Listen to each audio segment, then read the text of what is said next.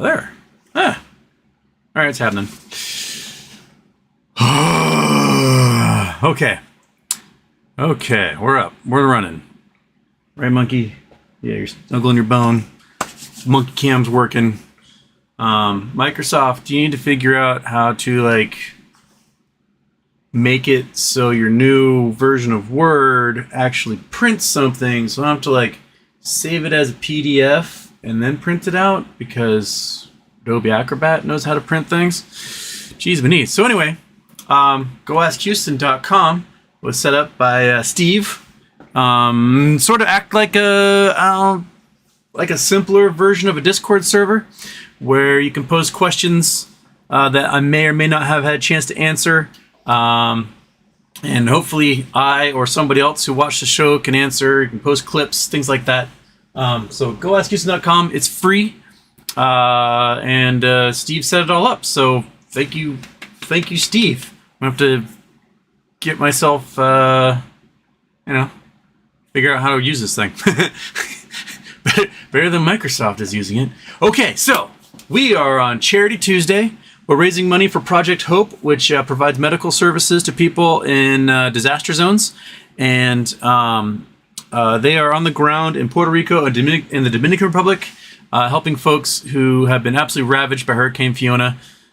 Still like 1 million homes without power, roads flooded out, homes destroyed, no running water, no food, lots of bad stuff. So we're raising $1,000 for Project Hope. We're already at $197 even before I began the show, which means I got to do a whole bunch of thank yous, right? Right off the bat, I got to thank the Oat Milk Man. Woo! Most threatening name on the internet. Thank you, man. Guitar Stuff, Casey Chapman.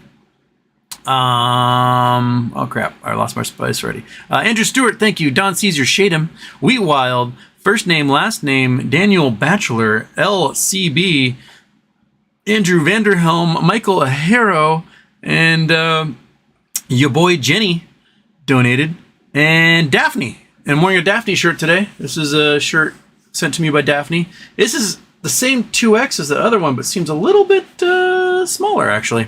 Marvin, thank you. And Dan Margelot, Steve123 King, and Julius Miami. Right there, waiting, hoping the hurricane misses him. 242. We're already 24% of the way to our goal, and we just started. And Grandpa Barney, thank you. Whoa, Grandpa Barney, thank you so much. Man. Coming in hot, Grandpa Barney, thank you. Yeah, we're at $342. We're 34.2% of our way to our goal. Fantastic. And I don't have, by the way, I don't have anyone lined up for the board for the rest of the week. So help out. Do that. Get in there. Put whoever you want up there. Okay, so this. Oh crap, that's the wrong one. Dang it.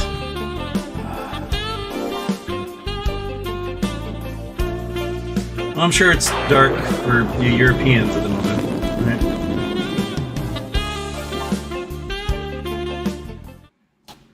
That was the wrong one. That was last night's. Here you go.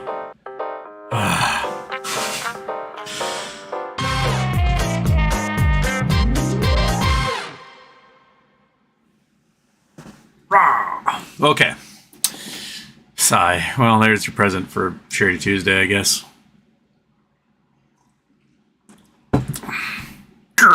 So, what's happened since I was on like 10 hours ago? Monkey, any news? Any word? There's speculation that there's perhaps a bulk purchase of the Ape shares at possibly $10 a share for someone. Whoever the agent is that's working on it gets a 2.5% commission on the sale. Why someone's buying at $10, I have no idea, but it's unconfirmed. But that is the speculation that there's some giant bulk order from someone. So someone's dropping, $4.8 billion on a bulk order of these things. Waiting to see if that's true. Well, I guess we'll see. What else is happening, Monkey? Anything else? Oh, basically a who's who of big-time investment banks just got a $1.1 billion fine for their employees using things like Proton Mail and encrypted message services and not keeping records. So my guess is they probably made $1 trillion in that time. So they're like, oh no, $1.1 billion, please don't. But it's Goldman Sachs, Citibank, Chase, JP Morgan, Bank of America, yada, yada, yada, yada, yada.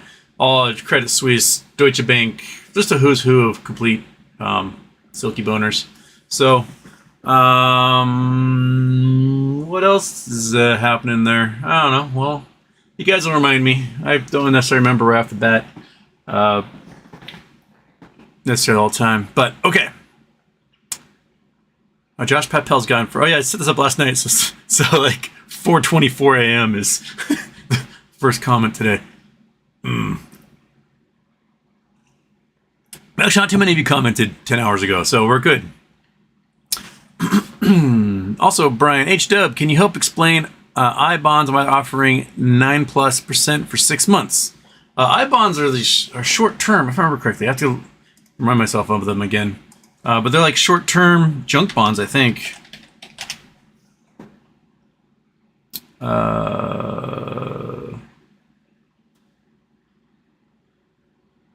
Oh no, they'll earn interest for 30 years, but you can cash them out after like 6 months or a year. So you can like they'll mature in the 6 months or whatever, and then you can still collect interest for like decades on. Why they're offering 9%? Because someone needs money. That'd be my guess, is that they need money now, and that's why they're 9%.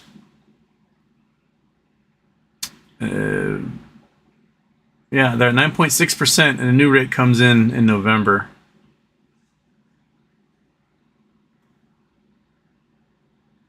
Yeah, 9.6%. That's just crazy. That's crazy. I mean, it is a bond that's paying interest rate above inflation, so why not? Right? I mean, you'll make more money off the I bond than you would off of annuities from any type of index fund. So that's really high. This is like we're getting into the 1980s here. It's like 1981 all over again, where interest rates are going to be insane. I mean, the rumor is your mortgage will be over 10% if you try to buy a home come like December, which means no one is buying a home. I wonder if we're going to see that played out in our savings accounts, in our checking accounts, if we're going to start getting good interest rates on those or not. Because you did in the 80s, but I mean, the last time we had interest rates at 7%, it did not reflect in our checking accounts at all. Guitar stuff, how does this get created? And it says some point on Earth. Google Earth.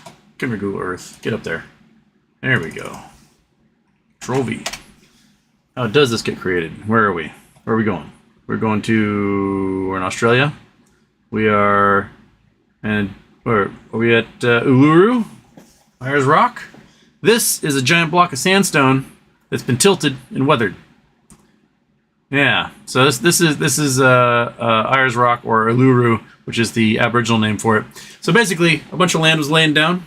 It was ocean at one time, so all this sand and silt laid down, and then eventually that block got pressed and tilted on its side, and now you're seeing it at basically a 90 degree tilt from where it originated. That's how these things form. It's just a cool, pronounced one that is like the last remnant of that land in this whole area. Everything else is there's a couple, some over here, some blocks.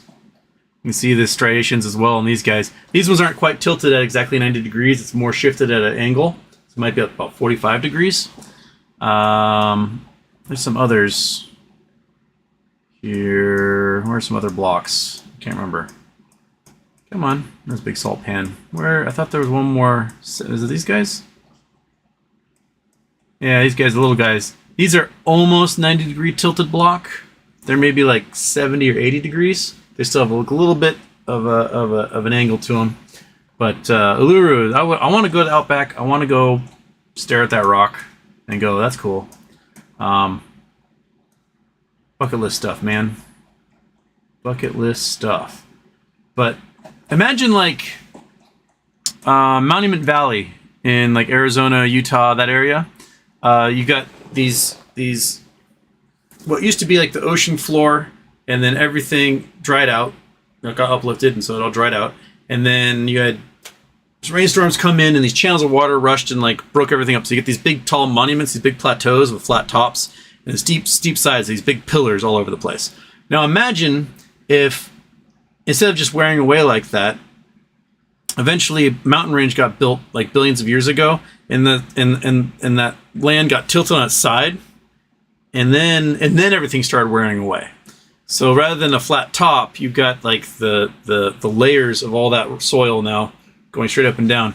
That's basically Uluru. There you go. Oh, son of a bitch. And turn off either of them. God damn. I knew I was doomed from the minute word started getting me. But I set a record yesterday. I didn't realize that. I was in 7 days. 7 days yesterday. So I did set a record. We'll just get start all over again. Fucking A. I'm a disheveled mess. That's what I am.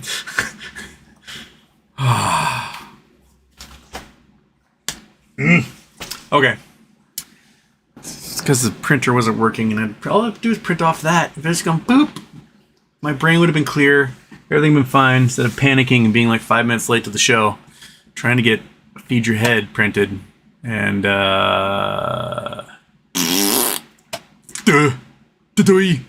okay.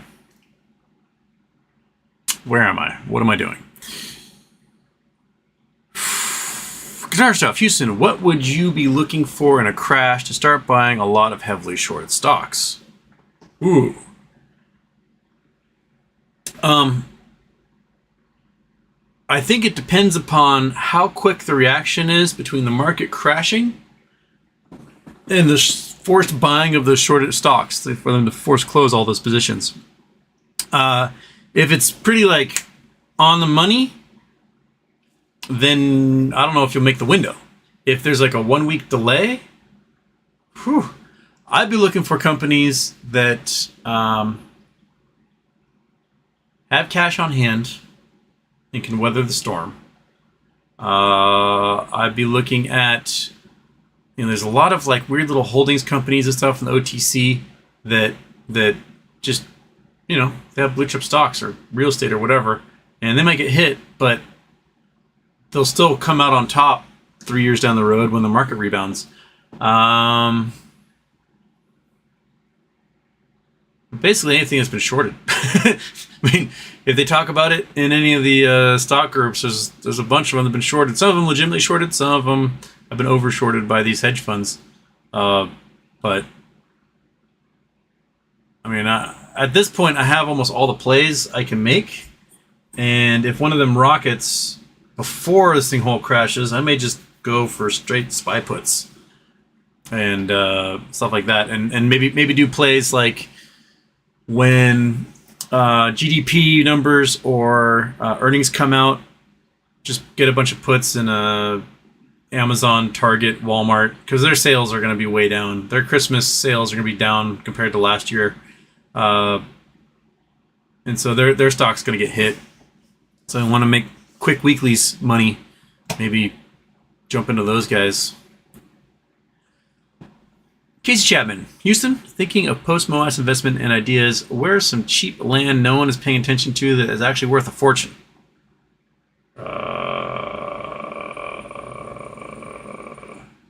Cheap land no one is paying attention to? Well, everything's going to get cheap in like a year. So, I mean, the last time we had a crash, which was 0809.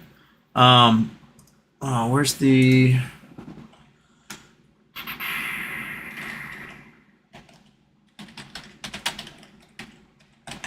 Let's see if I can find the website here. Can't remember. This guy? GSA? There we go. We'll just go. I think this is the one. Where am I? There we go. Okay. Huh. Nothing there. Okay, so this is the GSA property thing. Oh, you guys can't see what I'm doing because I have not turned on the doohickey, and I gotta click on you, open that, go there. There we go. GSA property utilization and disposal. Right now, there's not too many properties up for sale, but there's a whole bunch of like VA, FHA loans. When those go belly up, they end up on this site. And I mean, there were penthouse condos with boat slips in Miami Beach that in 2010 were selling for like $40,000. So, I mean, these are like $1 million condos, but they were selling for like 40 grand on the GSA website, disposal.gsa.gov. They will sell, surplus government buildings, ranch land, things like that. Old Social Security offices, whatever. USDA research facilities, all sorts of weird things get sold on here. Especially mineral rights, lighthouses, old military bases, things like that. Sometimes there's a whole bunch, sometimes there's not too many. Looks like we only have a few right now. Yeah, not very many at the moment. Old railroad stations. Things in the middle of nowhere. Coast Guard housing in Port Clinton, Ohio. Job center in Edinburgh. Hooper Island Lighthouse in Maryland. You can buy yourself a lighthouse in Maryland. How much do you want for this guy? There you go. Oh, it's a buoy lighthouse out in the middle of nowhere. So you guys can have your own special little country out in the middle of nowhere. Where are we located? Looks like we're in the middle of the Chesapeake, California. Cool. Online bidding.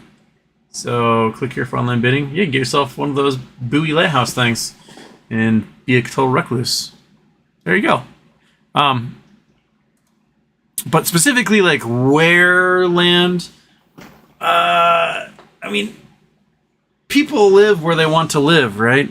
So places that are near the water or near the mountains or have either a tropical or a comfortable climate, those will always go first. I honestly think like you can buy, when the economy crashes like this, you can buy like square miles of a city like Detroit for $1. There were so many lots selling for $1 and homes selling for $1 last time around that because the latitude and longitude of Detroit, if global warming takes off, which it will, it's going to be a much more pleasant place to live. Summers are tempered. Winters will get slightly more mellow. And you'll be able to buy a whole bunch of it for a penny. So stuff like that. Although I don't really have interest in living in Detroit personally. Because, winters suck and there's no mountains. Like, what good is all that snow if you don't have any mountains to go skiing on? Yeah. So, Andrew Stewart's got spot in space for us here. All right. Let's see. Google Earth. Bam. Let's leave Australia. And where are you taking me, Andrew? 29,110. That's southwest somewhere. No, that's 110 east. Sorry. Okay, we are in China.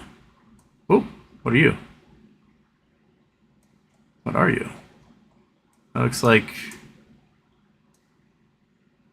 a construction site of some kind. But what is this? What are we looking at? We got a valley.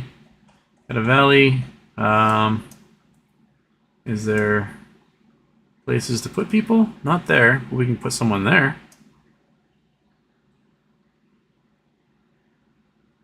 Oh, okay, we got this. Oh, okay, here we are.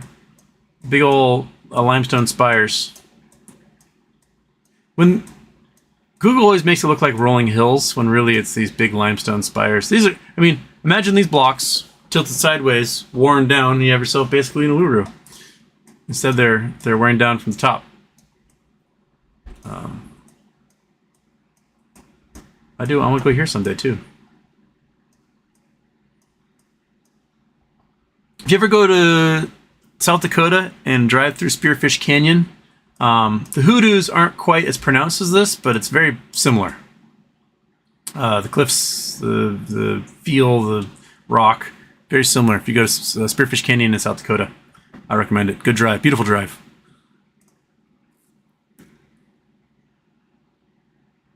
More cool engineering. I haven't seen engineering there. What engineering? Where's the engineering? Is that a bridge? Where? I mean, I can go like that, but I don't think there's anything. Are we possibly looking at this thing? Like a bridge of some kind? I don't know, man. Okay, well, you guys can't see what I'm looking at anyway. What's this? I'm looking at that bridge, possibly. Which I guess is probably pretty cool engineering, but I can't quite see it.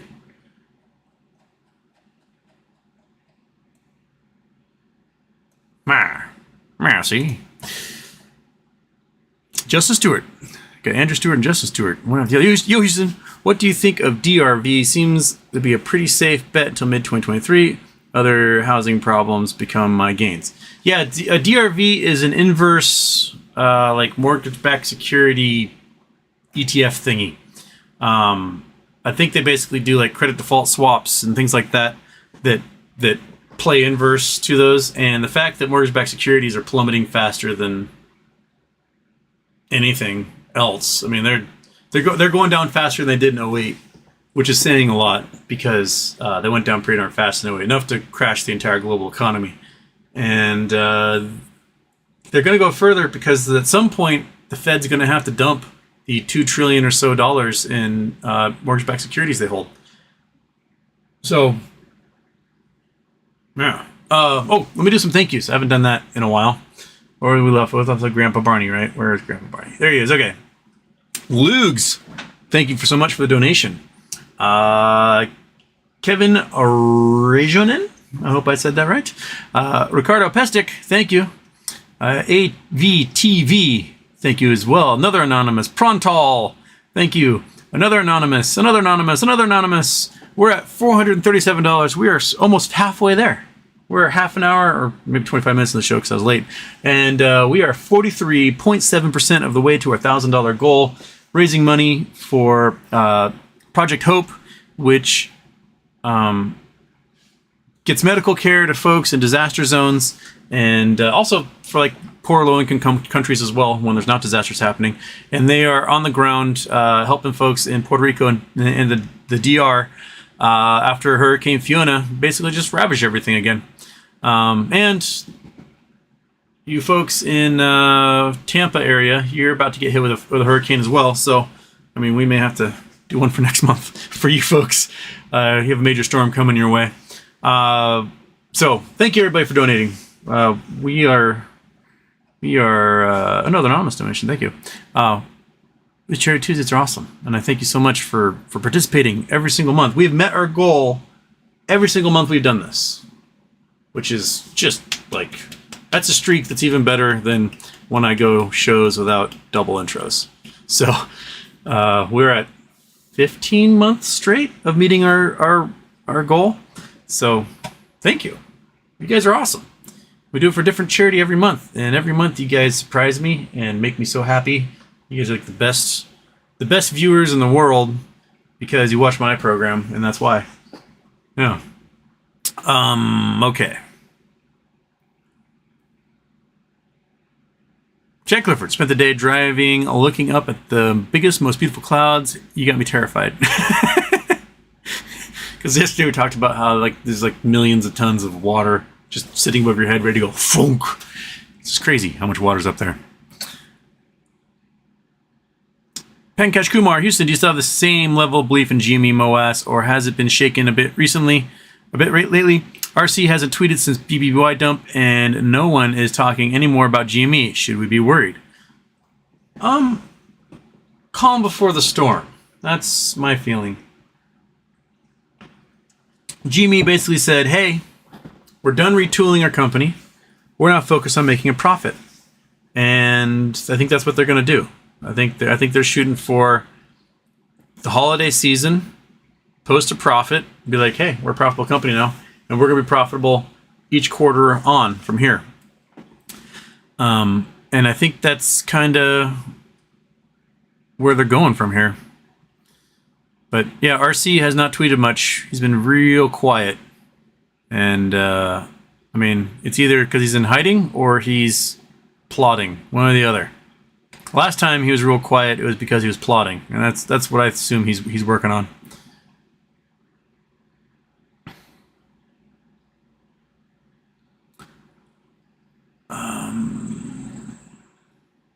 Andrew Stewart, I think I'm gonna. I think I meant to say buy SEF here soon. Should got some a few months back. Not financial advice. I don't know about SEF.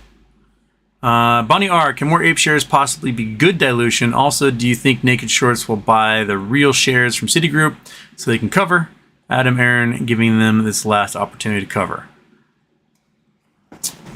I mean, the good thing for them is if they sell at this $10 as projected or speculated, that pays off their debt. They are a debt-free company all of a sudden, and that goes a long way. That would probably result in just a natural share price increase because there's no more debt liability. But allowing them to cover hurts the squeeze potential.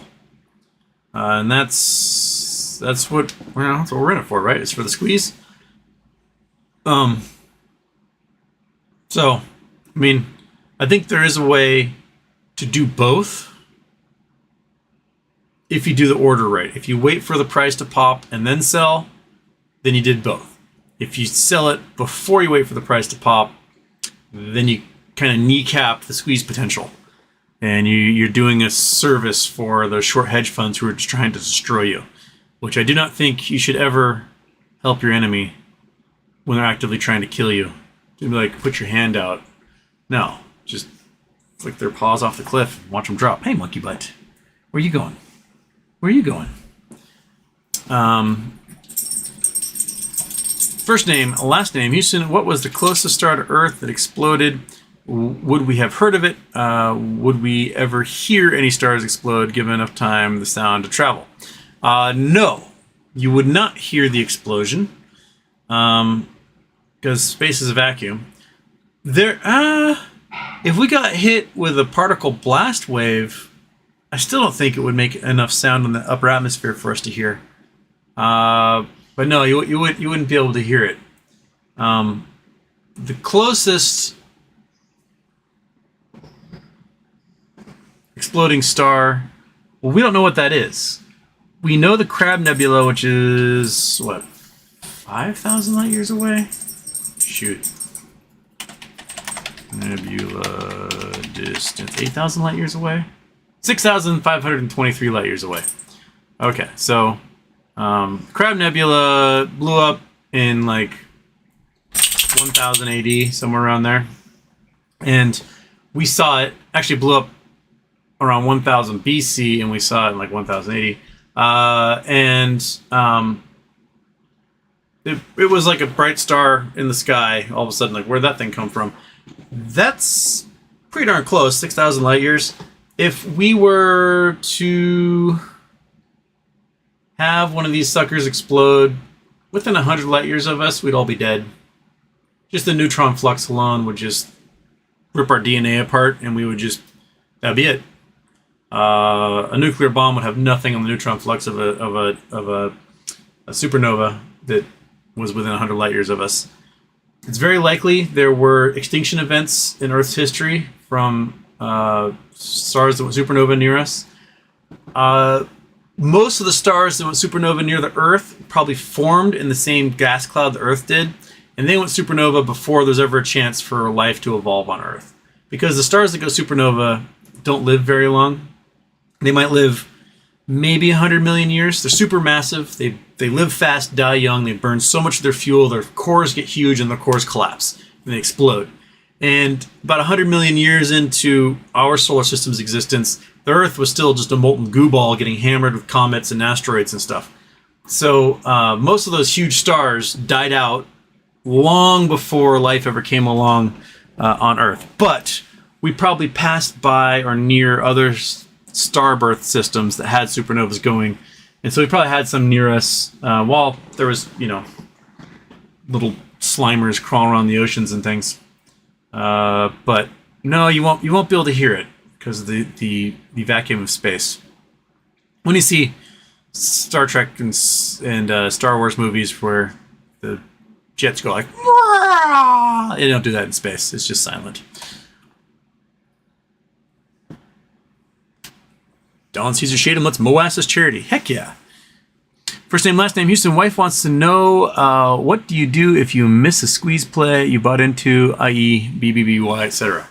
You go, that's what you do. I mean, I don't know what else to, nuts. Yeah. Yep. Latinum, you stated Mars has perchlorate on 1% of its surface that makes it like uninhabitable. Yes. 1% of Mars' surface is perchlorate. Around 24 parts per billion will essentially shut down your thyroid and kill you.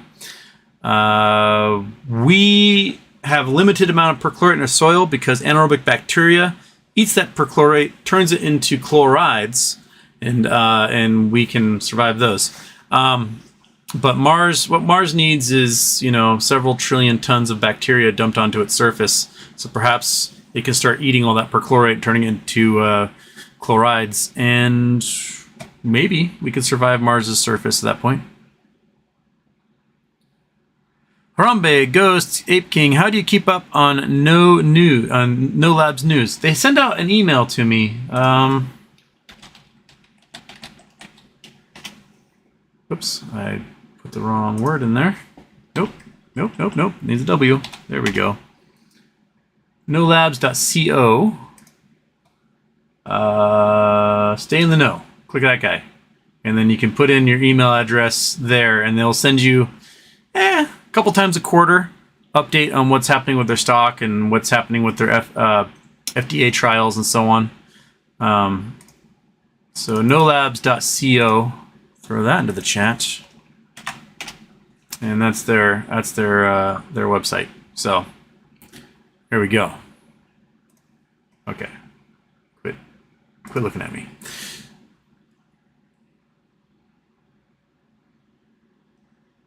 Damn Bachelor Houston, what kind of maniac puts orange juice in oatmeal? Please get some help. Where did you?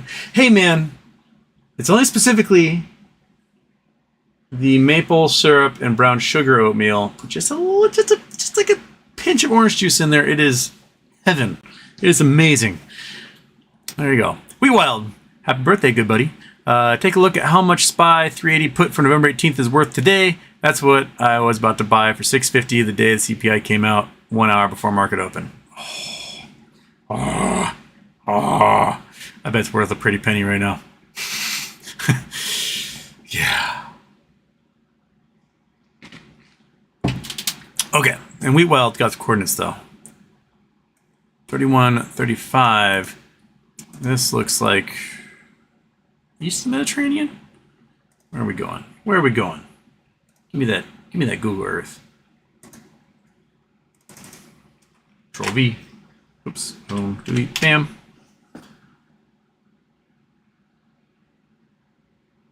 Oh, we're in the Dead Sea. We are up on a hill. Oh, is this yeah, Masada. This is a crap. It's a fort up here, right? When I did my ancient history class. Watch a whole documentary about this place. Masada, yeah. Big fortification, yeah.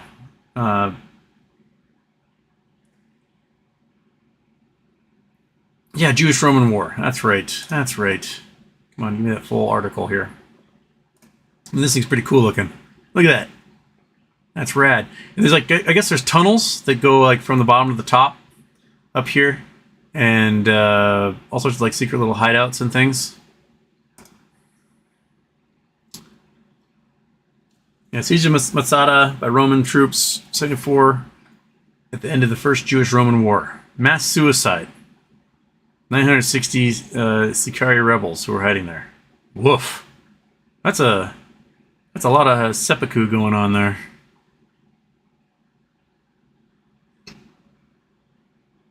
And I guess the mass suicide has been rejected by some scholars.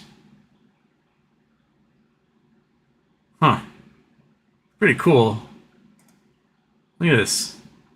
Got pillared rooms. They put stone plates down, then paved over it. And, man, that's cool stuff. That's really cool. It's carved right out of the rock. That's rad.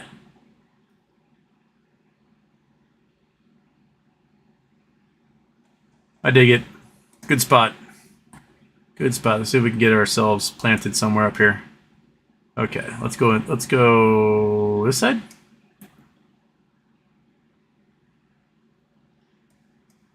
Woo! I got some shade there. You can see everything from up here. That's a pretty good spot. Okay.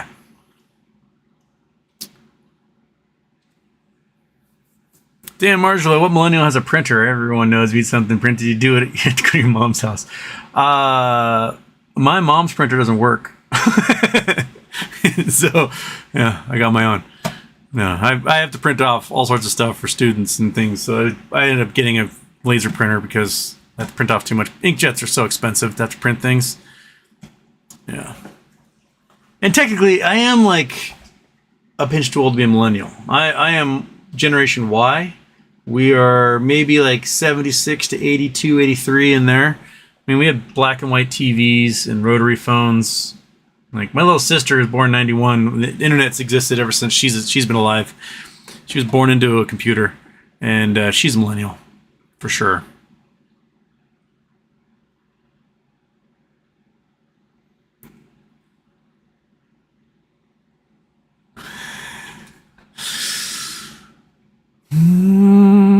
Is Pluto a planet? Why can't we just say it's a planet, even if it's not a planet? Pluto is not a planet. It is a dwarf planet or a planetoid.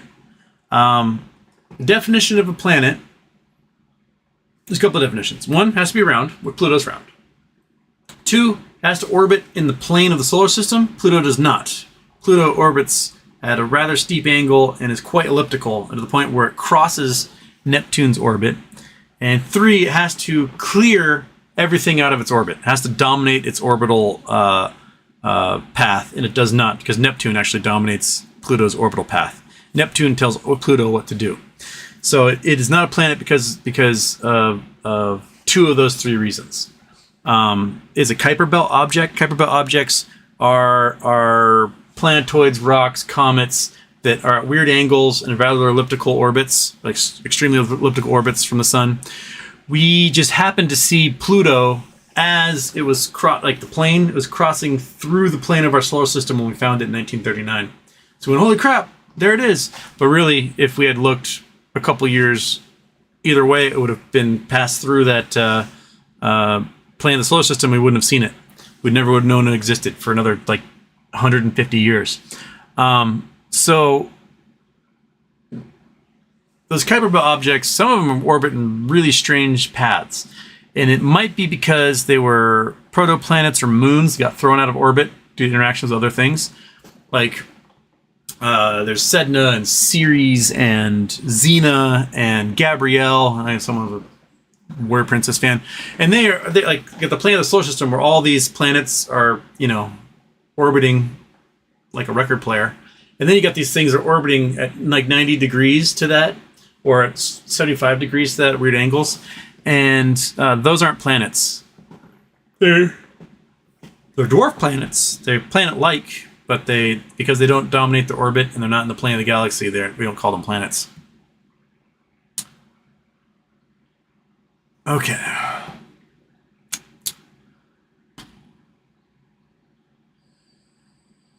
Yogi 2012 not asking you to talk about it, but if you get a chance, watch the metamaterial investor presentation from today. Smokey streamed it. Okay. All right. Michael Harrow bets on Mike not working when he starts. That didn't happen today, but it has in the past.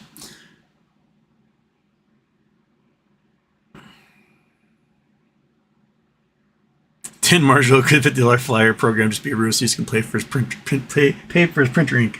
They're on to me. Guitar stuff. Do volcanoes have a way they are more likely to erupt, such as will Mount St. Helens always erupt to the north, etc.? Is Seattle always in more danger from Rainier than Yakima and so forth?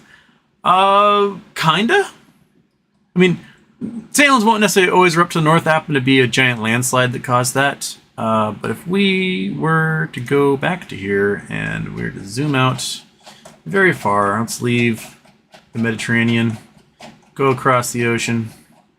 Dun, dun, dun, dun, dun. Whee, whoop. There we go. In the northwest. All right. So a big thing to look at for the mountain ranges, like volcanoes, is what's the drainage system, what's the direction of eruption, and what is the wind, prevailing winds. So like Mount Rainier here, the drainage, most of the drainage out of Mount Rainier goes into Tacoma and Seattle. You can just see the way the rivers bend and head, is that most of them head towards Puget Sound. Some of these guys like head down through Randall, Mountsy Rock, and so on, and they'll go south into Longview, but most of the drainage is through Puyallup, Tacoma, and out all the way to the Duwamish in Seattle. And so when there's a huge eruption, the glaciers basically all flash melt, flood, and then you get these huge muddy lahars of just snow and water that's been flash melted rushing down these rivers and taking out trees and all sorts of things. So those things are probably the most deadly beyond pyroclastic flow. And pyroclastic flow is the explosion force. So you get this big burst of steam and gas, and that pressure wave goes outwards. And if there's a steam explosion with it, it can be hundreds of degrees. We're talking 700 to 1200 degrees Celsius. So if you get caught in that steam, you die instantly. There's no surviving that at all. The minute you inhale, you're dead. Just your body goes nope, and that's it. And then the explosion direction. So if you look at Mount St. Helens down here, Mount St. Helens, there was a landslide to the north, which opened up the magma chamber, so it exploded to the north. So most of the destruction was in this like 300 square mile area to the north of Mount St. Helens. But then the wind, prevailing wind, trade wind comes from the west to the east.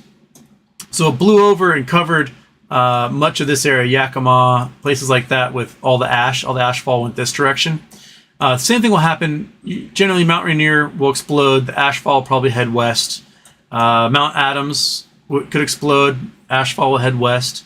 But we don't necessarily know the direction of the explosion and whether it will be like a catastrophic one, like Mount St. Helens, or like we go to Mazama, Crater Lake down here. Crater Lake was an absolutely huge explosion where a mountain, it was probably 10,000 feet tall, just disappeared, gone into the atmosphere. An absolutely incredibly gigantic, catastrophic explosion. So you get the beautiful Crater Lake happening there. Mount Rainier did have an explosion like that in the past. Little Tahoma, which is this kind of nub off to the side, traces the former slopes of Mount Rainier. Let's see if we can find a good picture. Nope, not that. We want to go turn off Google Earth, turn on Google Chrome. Okay, go to Google Chrome. You can see Mount Rainier from Seattle. Images, got a good one from Seattle. Here we go. From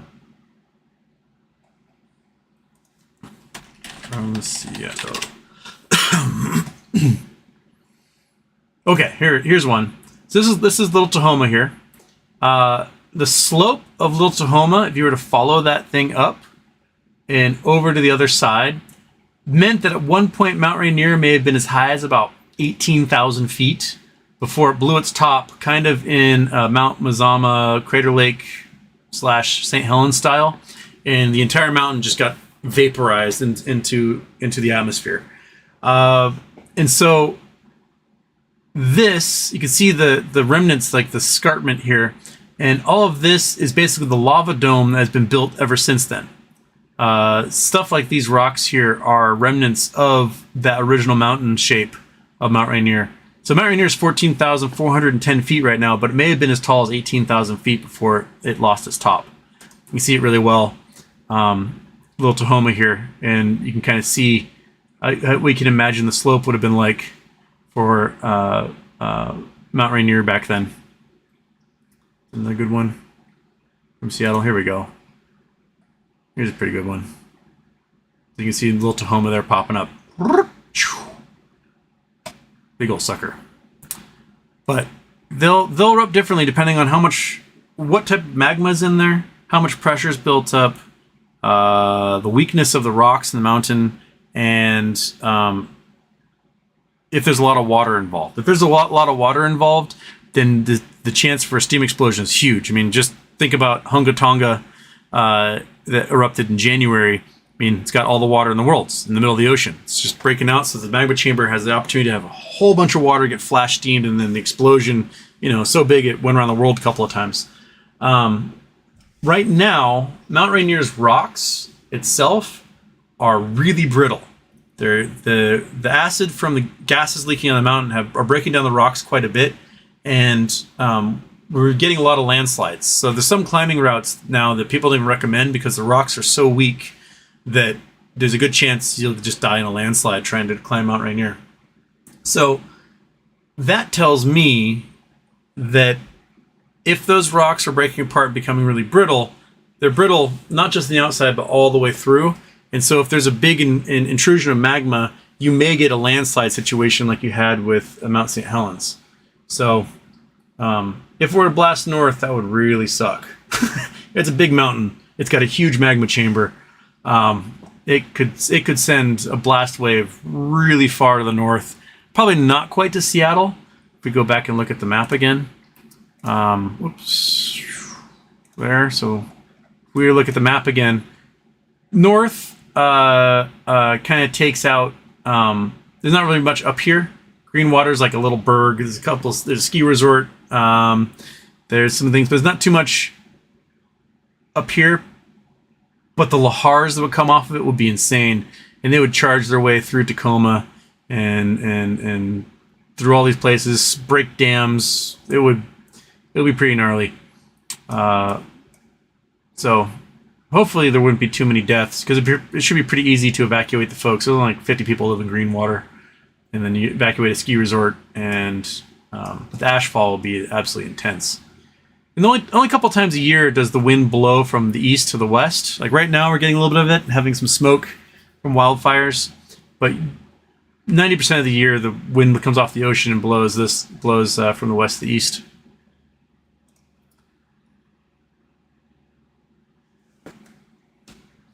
Paraturn, thoughts on when us poor peasants will be able to jump on the early asteroid mining companies post-MOAS? Whenever they start going public. I don't know if Blue Origin will ever go public. They might, but you can buy Richard Branson's space company, Virgin Galactic. I think he's more focused on transportation though, and not necessarily on mining. The only big ones focused on mining, I believe, are Planetary Resources and Blue Origin. I'll have to look up if anyone else can make a difference, other than like Chinese-owned companies and government-owned companies and stuff. Okay, we're at 487. Gotta do my charity reminder before I get lost in all this. We're 48.7% of our way to our goal of $1,000. We have... Oh, we got a couple anonymouses. Anonymous. JM Gill, thank you. And Barf Boo, it's another good name, have all donated. So we're 48.7% of our way there. We've got $513 to go to get to our $1,000 goal. We have an hour to do it. Let's do it. Let's get there. Let's help some folks that need our help. We've been absolutely just hit with the hurricanes. Okay. Oh, you reset chat, son of a biscuit. Where'd we leave off? Okay, that was the star explosion one. That was Israel. Okay, here we go. Volcanoes explosion.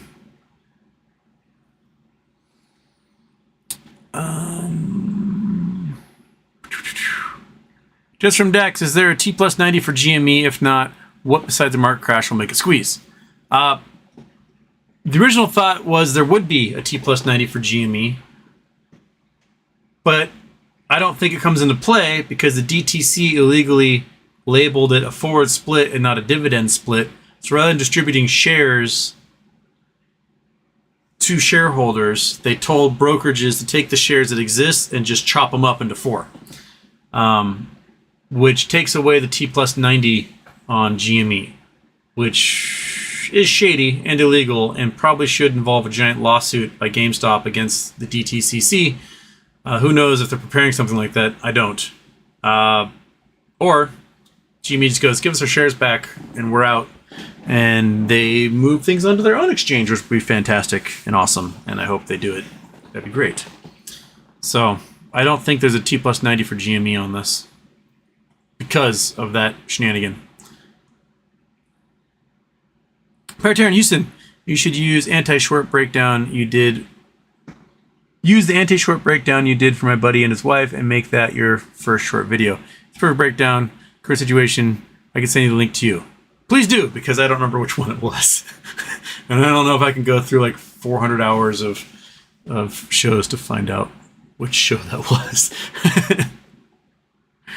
Michael Harrow, Houston, what happens if we launched a nuclear missile at an asteroid? What does that explosion look like in outer space?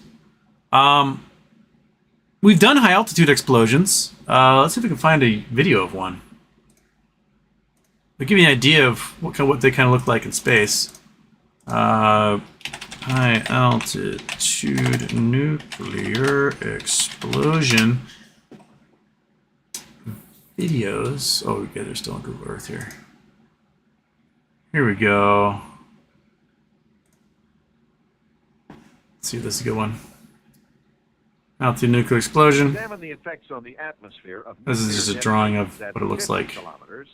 But it explodes in a sphere, basically. Can you show me video, or are you just going to do me drawings? The cooling fireball. Oh, here we go. These are images probably above, like, Bikini Atoll. We did those in the day. Let's see if we can find a better one. No, you do not help.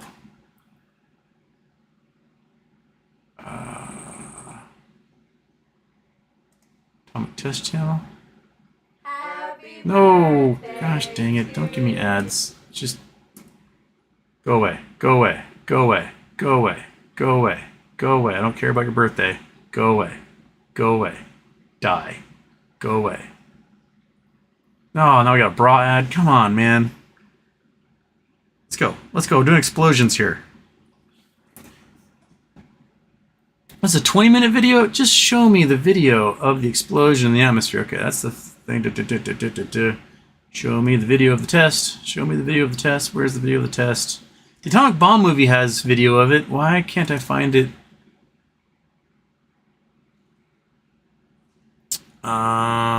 Starfish. There we go. That's the one.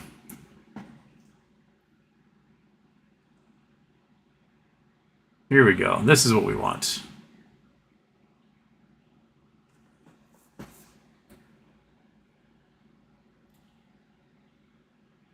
So they did a high altitude explosion, like way up in like 50,000 feet or something. And Had a bunch of soldiers sit and watch it, and their radios all died. So this is what it looks like at high altitude. Pretty incredible. Looks like an eyeball. In space, it would be pretty similar. It would blast out in a spherical radius. You would see sort of the nucleus, and then the edges around it, because you're looking through a thicker amount of material. Looks like there's like a ring that goes around it. And yeah, so that's... Oops. This one. Yeah. That guy. Bam. And away. It's like an eyeball. I have Sauron. Pretty crazy. That's the video I was looking for.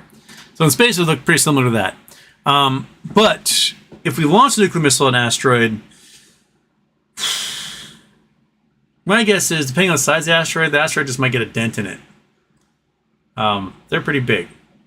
And, I mean, like the ones that they had in Armageddon, they had a rock the size of Texas, and they put like 6 nukes in there. That wouldn't do spit. All it would do is turn into a million different things that slapped into us, and then one the size of California would run into you. You'd need probably 30 of them bigger than the Tsar bomb to blast it apart. And you have to do it way far away, because if you did it anywhere near Earth, it would just break into fragments and still kill everybody on Earth. So there.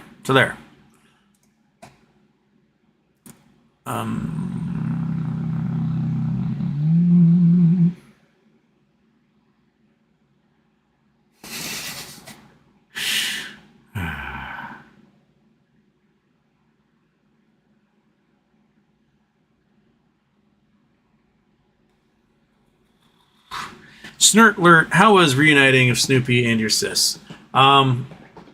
Snoopy was so excited to see everybody. He was like, oh boys, it's awesome. I got my dog. I got my Houston. Woo, we're doing this. And they ran around and played, whatever. And then when it was time for Monkey and I to go, he was like, wait, no. And then we shut the door. And went, later, skater. And Monkey's been happy ever since. Right, Monkey? Just so happy. So excited. Absolutely just a lump on the ground. You can just see her butt. Like right there. There's a monkey butt. Right there.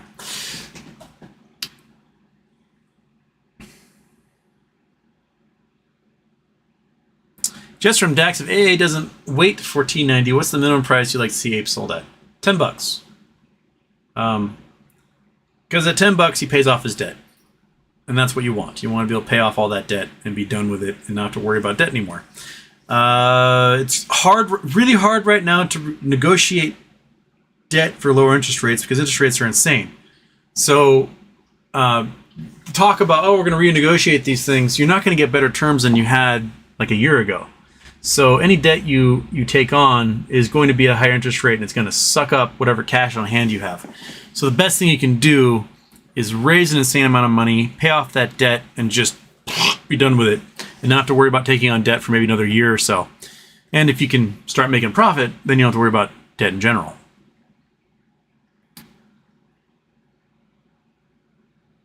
Richard White, something's up. Binance offering me $20 to reinvest. Take that $20 and then leave. Edward Conkle, LICN was rejected. There'll be no IPO. Is that new news?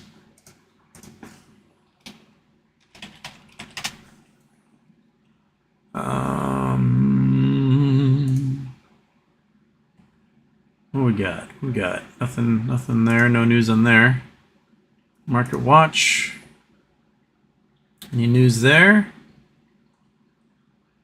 No news on Market Watch. NASDAQ. What's NASDAQ say? Company description, headlines, Porsche IPO. Nothing on NASDAQ.com about them being rejected. Where's the news?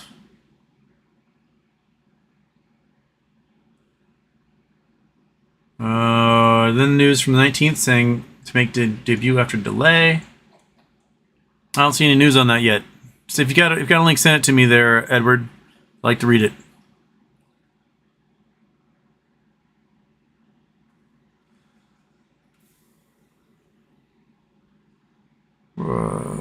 Guitar stuff. Where's this rumor for the ape bulk order? Twitter, Reddit. I read it on Twitter. And then who was it? Julius, did you send it to me?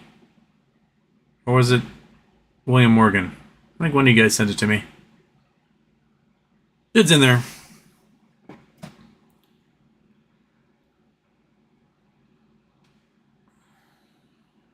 Brandon T. Houston, when the crash starts hitting hard, for example, mainstream media talking about it, how long would it take before short positions start getting closed?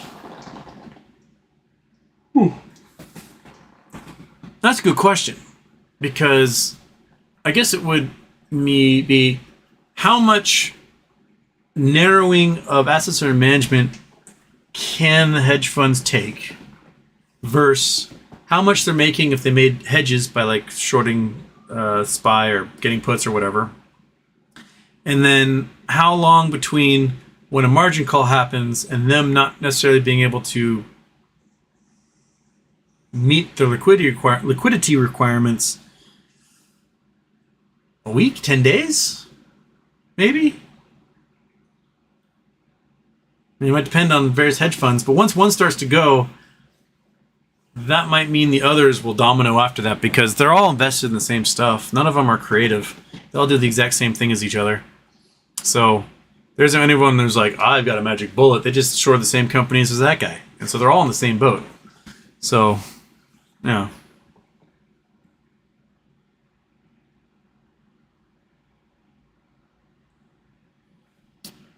Hello, Daphne. Happy birthday. Hope you're doing well. Wearing the Daphne birthday shirt here.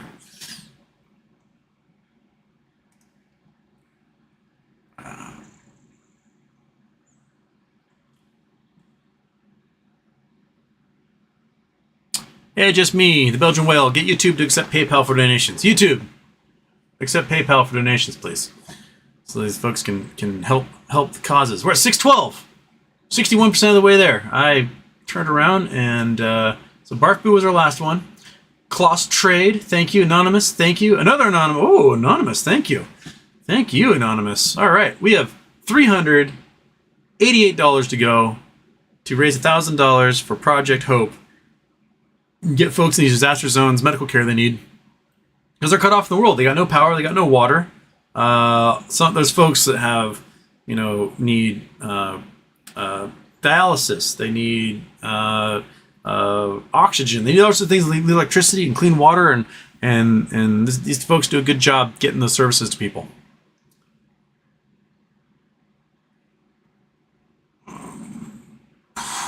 Yeah, second intro part. Sure.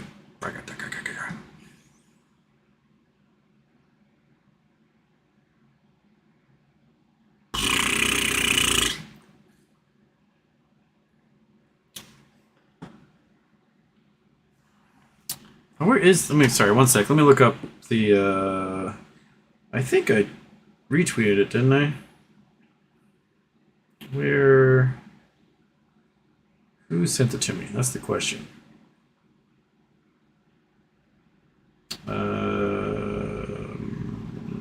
Sorry, let me find it. I can't use Twitter on my computer because they closed my account, so I got to do it with a VPN on my phone. Was it Julius that sent it to me? Did you send it to me, Julius? You did not. It was not Julius. Was it Jersey? Jersey, did you send it to me?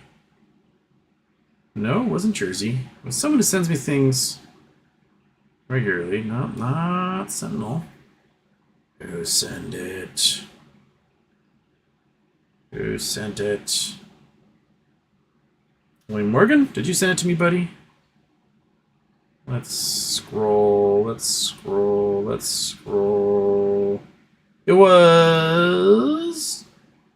was William Morgan. Okay. Ugland House Party. He's the one that was tweeting out. Let's see if we can. All right. What I'll do? I will click on this. Go there. I will share the link. I will email it to myself. That way. Where is? Oh, there we go. Email it to myself. This is how we have to get around these things. Oops, not format. I want to paste. Paste that sucker. Send. And then I go here. I click on that. I click on that. I copy link address. And then I post the link into the chat so you guys can then see it. There we go. The link is posted in the chat. I'm not going to try opening it here because if I do, they're going to kick me off Twitter again. So there. That talks about the speculation about there's a bulk buyer for the Ape shares, and it might be enough to pay off. Apparently in the prospectus and the 8K, there's little clues that it might be a bulk sale on the dark pool to somebody. So check that out. Read it. Tell me what you think. Okay.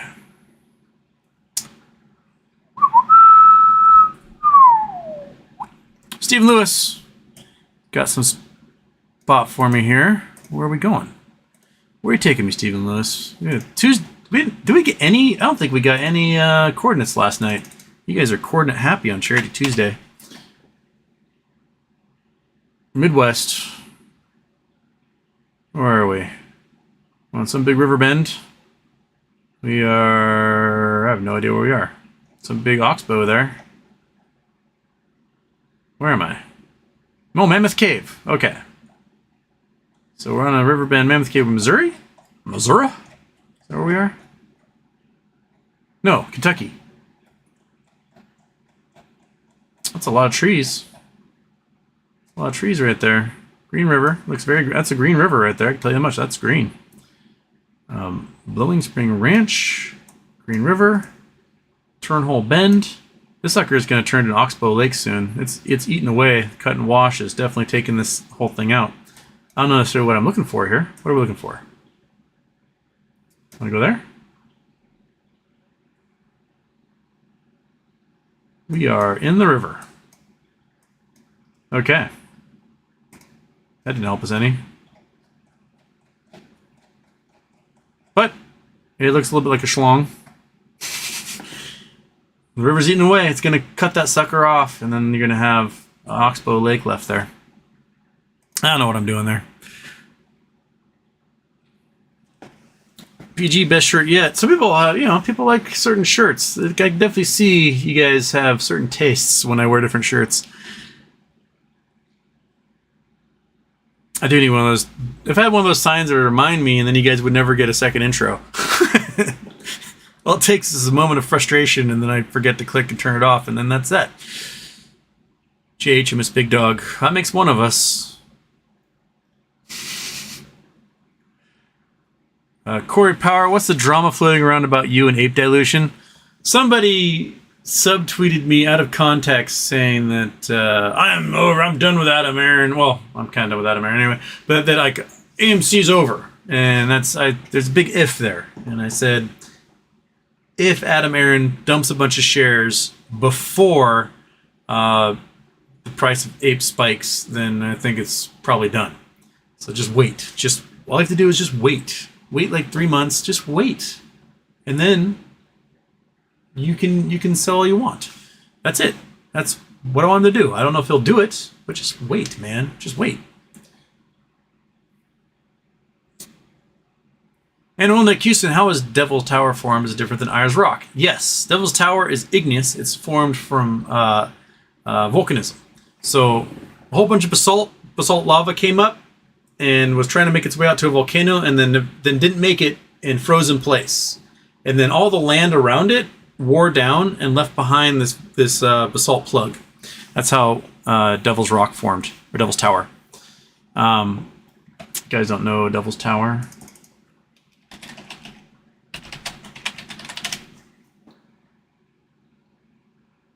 Spin ourselves around here. It is... it looks like a tree stump, a giant, huge tree stump in the middle of Wyoming.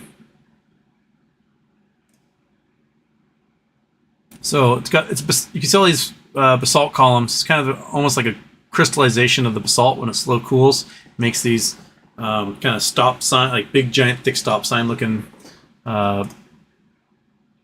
basalt columns. And so this is a volcanic plug that worked its way up, froze in place, slowly cooled, and then made this sort of crystallization of the rock itself.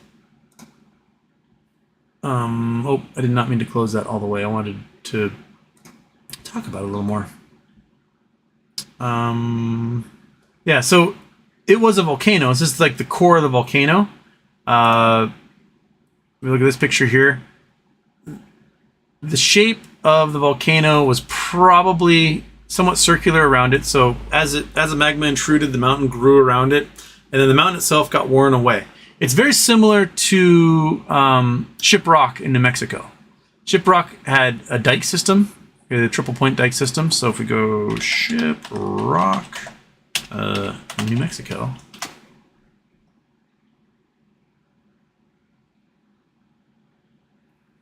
Oh, not the city of Shiprock. I want the actual rock. There's got here. So Shiprock is also a volcanic plug, a little bit more ancient than Devil's Tower. Give me some pictures, man. Full article. Do it. Here we go. So Shiprock is similar. The volcanic content is a little different. It's a little higher silica content, so it didn't quite make columnar basalt like Devil's Tower. But same thing. It was a giant volcano. The core inside, because it slowly cooled without outgassing, the rock is really hard. So everything else wore down around it and eroded much more easily. So you're left with like the skeleton of the volcano behind. Same type of system. If you look at island atolls out in the ocean, like if we can go to Hawaii, you can kind of see it in action. Go to Hawaii.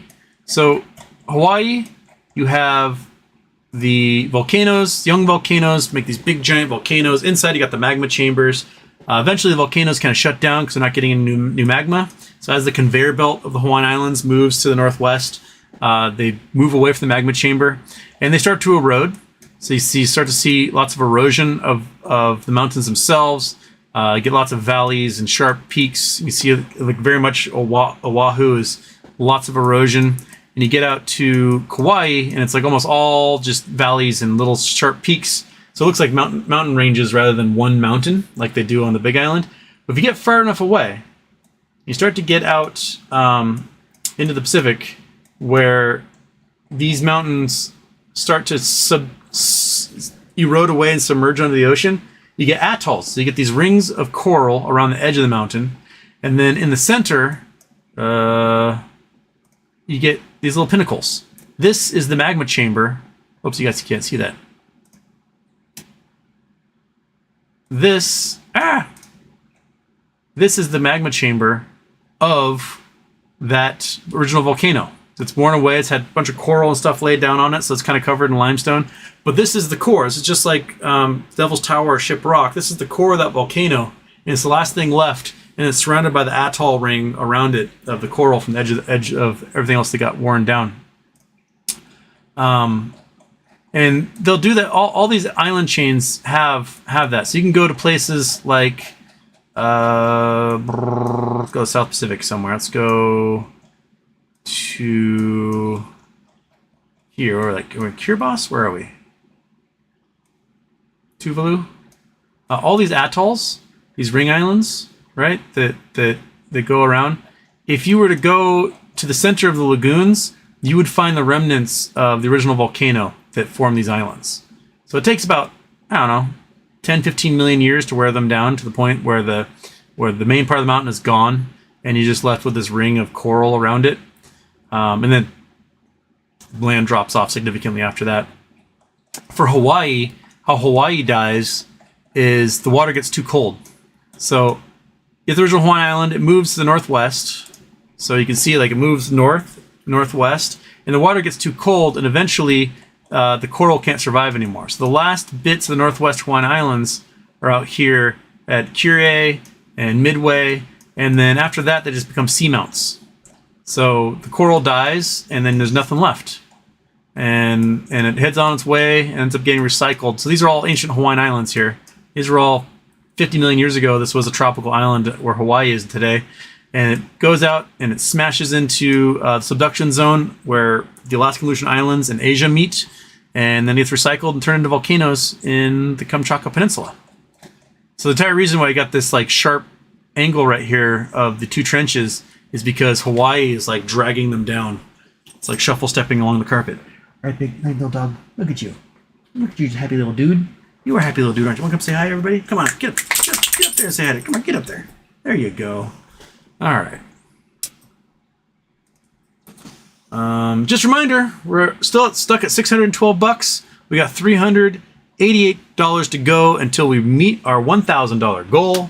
So do it. Let's do it. Let's help these folks because things are only get worse. they're only going to get worse, man. Only get worse.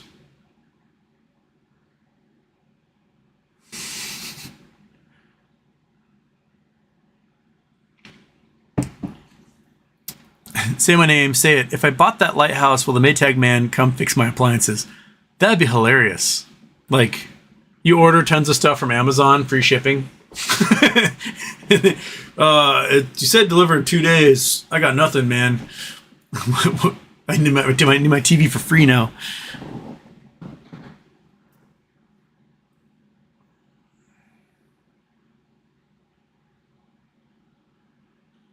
Guitar stuff. Sometimes I look at places I want to travel, post squeeze, and think, crap, can't come here because my wife isn't a human being under these laws.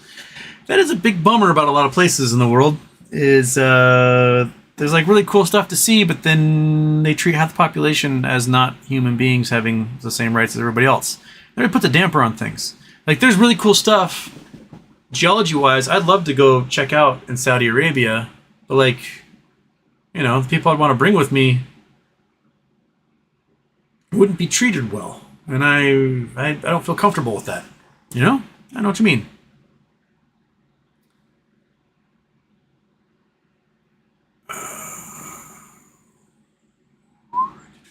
Griffin's mom, heart this show. Thank you. Houston rocks.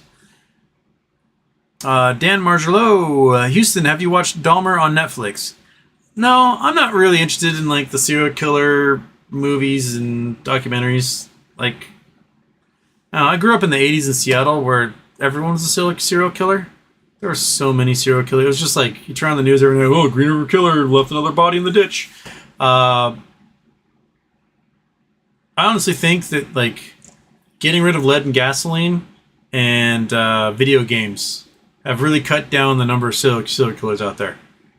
That if it wasn't for video games, a lot of these people would be like, well, time to go murder some hookers. And they'd be out doing that. I don't know. I'm not super fascinated with that. I had a roommate, and all she wanted to do was watch true crime documentaries, and it was like her comfy space, and it's the weirdest thing. I just don't care enough. Like, I don't know. It's a weird way of like glorifying some of the worst humanity's ever made, and it just beyond like using it as a reference, like, oh yeah, that person did these things. Nah, I just don't need to watch more. I don't know. I'd rather watch an 80s action film. Jeffrey Dahmer, the people nommer.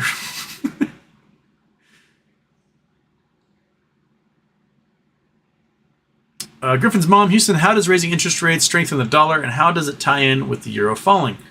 Well, the idea is you raise interest rates, you make it harder to get money, so you make purchases harder. So people can't buy homes, they can't buy cars, they aren't out doing consumer debt on credit cards.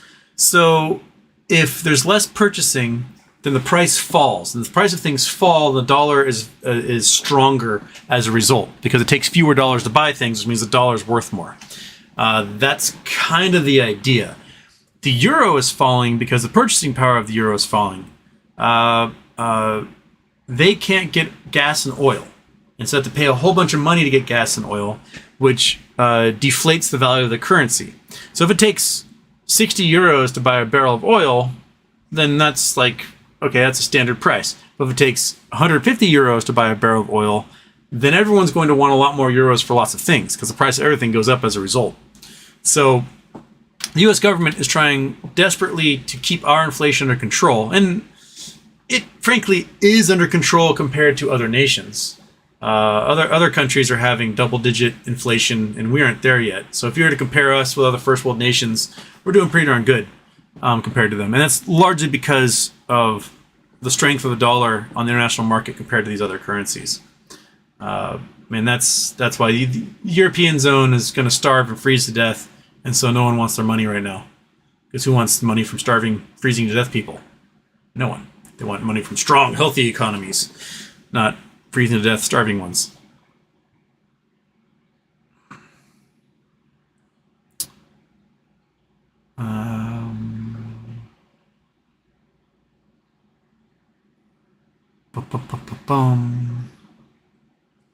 Dan Marshall Houston, should I eat donuts after my workout to spike my blood sugar? I eat garbage all the time. So, yeah. Andrew Stewart, Houston, there is a giant elevator at that site in China that goes up the cliffs. It's called Beilong Elevator. Okay, let's look up Beilong Elevator. This is that spot in China near the... I gotta turn off the Google Earth. Turn on the... Googity. Chong-ching. Oh, there we go. Yeah, see photos, man. Whoa, okay. That's cool. Looks like an amusement park ride. Look at that thing. That's pretty rad. Oh, there's a big arch there. That's also cool.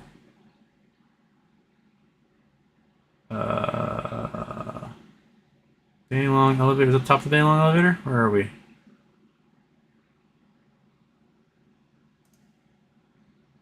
That's pretty cool. I dig that. I appreciate like feats of engineering like this. Do you guys ever see the movie Nordwand, The North Face? It's about the German climbers who were almost the first successful climbers of the North Face of the Eiger in Switzerland. And the Swiss, just for like the sake of it, dug a $30 million tunnel up the mountain so people could like go to the top of the Eiger in this tunnel for the hell of it. Because why not? I don't know. That's like my favorite kind of engineering project. Like, there's nothing up there except a view. So we're going to spend all this money and resources to dig a hole so you can get up there. I appreciate engineering projects like that. They're my favorite kind. They're the engineering projects that are, let's throw a giant ball of copper at a comet and watch it explode. Like, that is my favorite science in the entire world. So yeah, cool. That's fantastic elevator. Way to go, China. Do something like that.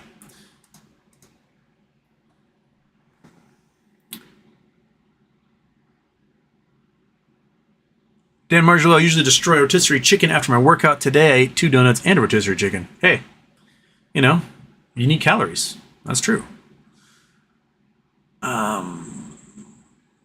Liz Clayman, like your shirt. Very 1950s. This is a nice 1950s bowling shirt, isn't it?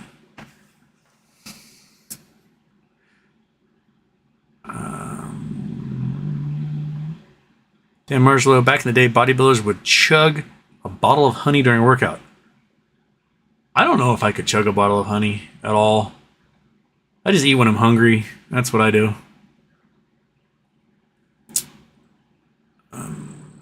Daniel Motes, Houston question, saw some DD that says GME can't do a share recall because of some BS rule. If true, is DRS or market collapse only rose to MOAS?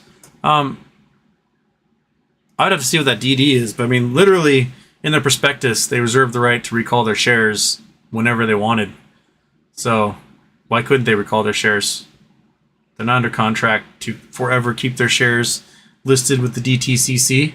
The DTCC is supposed to honor their word, and they didn't when they did the dividend. So that seems to be a violation of any contract they may have had with the DTCC to list their shares on the FAST system. So, you know, once you violate a contract, generally the contract's kind of null and void at that point.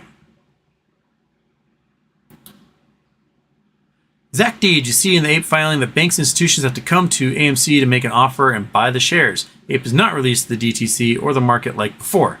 That's in that tweet that I put in there. I guess that's the DD they're doing there. That's not just going to be at the market sale, that they got to come and bid for it.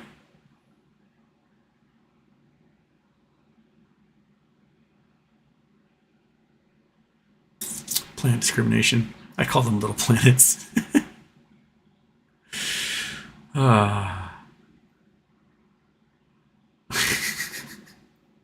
Dwarfs are planets too.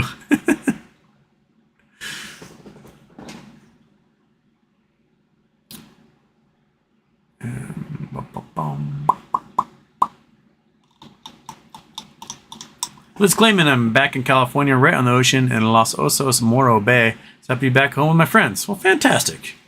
It's a good place to be. Good views out there.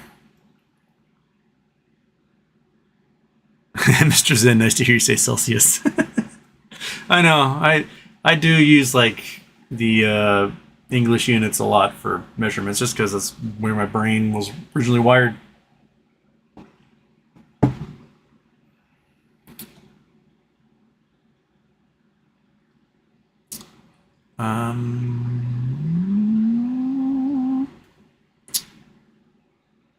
J-Dog, go Mariners. Heck yeah, go Mariners. Where are we going? Where are we going? Where are we going?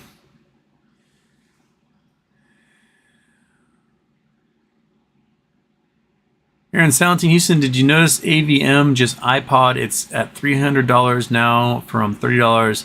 Start. What is happening? No, I did not notice that. But 10xing everything. Everything 10x's and then crashes hard. That seems to be the name of the game.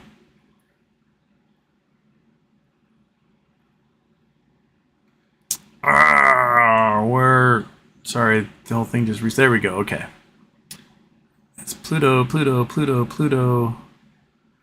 We're 722. Goodness, I just turned my back. And, dang, Jeff Chrisman, thank you so much. And Dizzy Market, thank you.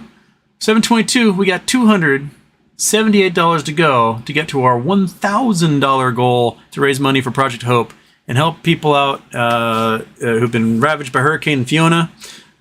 This gets them a lot of medical care in a lot of rural places that are cut off from society.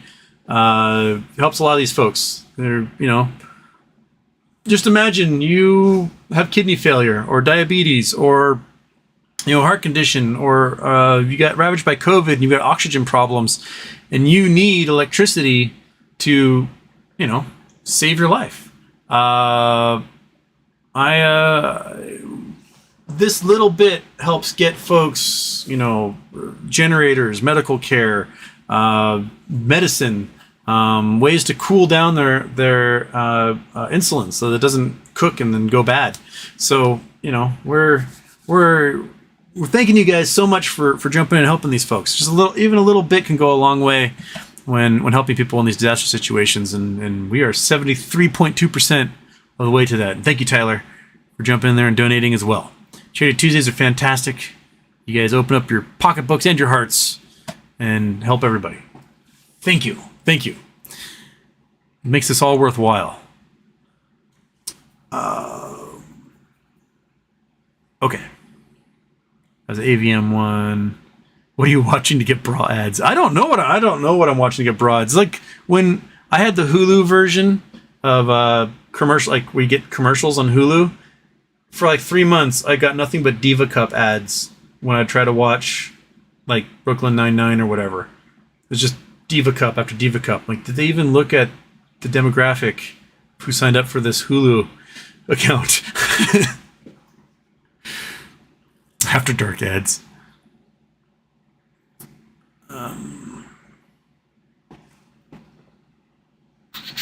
William Lobach Houston, what's your take on Ryan Cohen's deafening silence? They dragged his name through the mud with BBBY, so it's some on advice of counsel thing.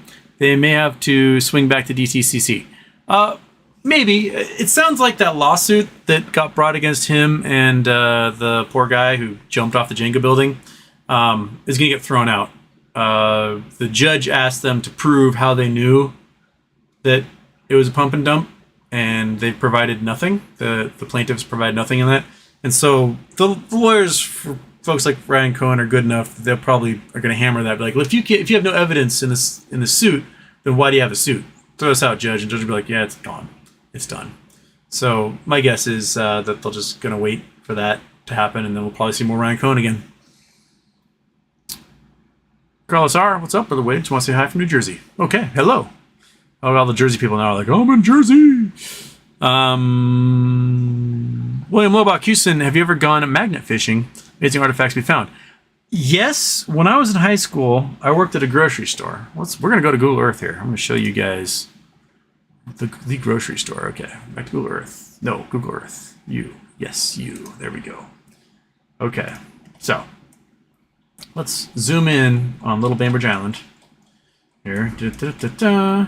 Okay, so the town of Bainbridge Island is Winslow. This guy here. And I worked at this grocery store. It's a Town and Country Market, and this is where I was a grocery bagger. And people would take the shopping cart, push it down the hill, and then off the public dock into the water. Constantly. I thought it was hilarious. And so we would we'd have a grappling hook and a giant magnet on a rope, and we'd throw them out there, and we'd collect shopping carts all the time.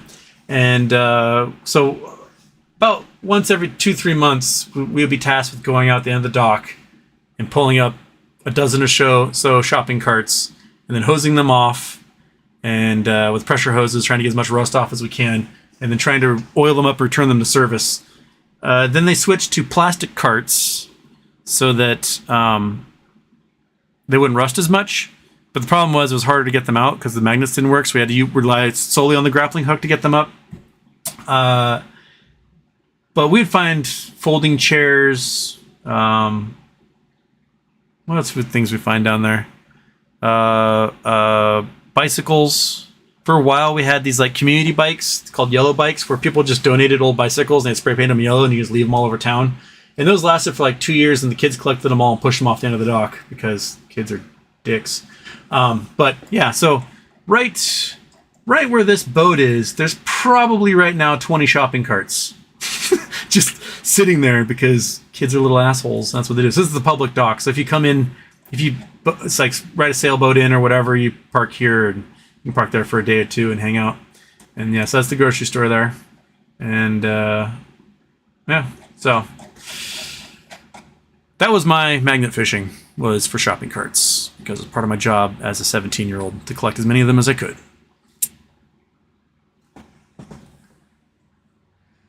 Kevin Originin saw St. Helens erupt as a kid. My dad drove us north from Portland to grandparents' house in Woodland, pulled off in Richfield to watch most epic nature event I've ever seen.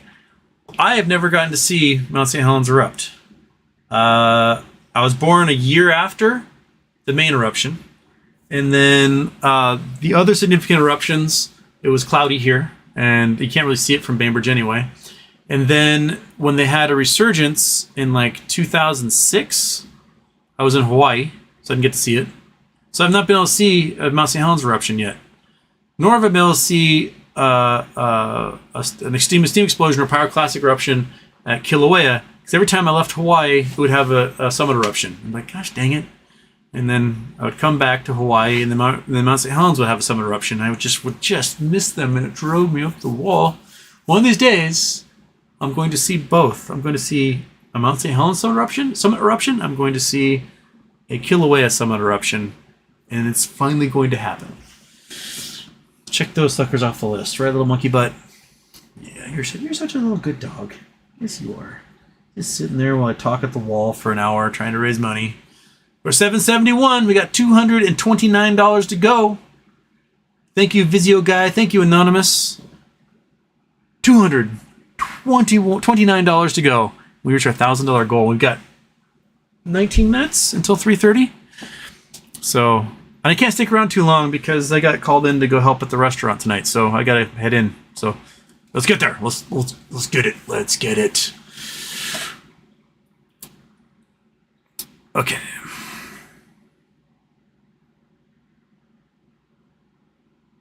Oh, Stephen Lewis thought those coordinates would just pop up for Mammoth Cave. Oh yeah, I guess they were a little bit further to the east there.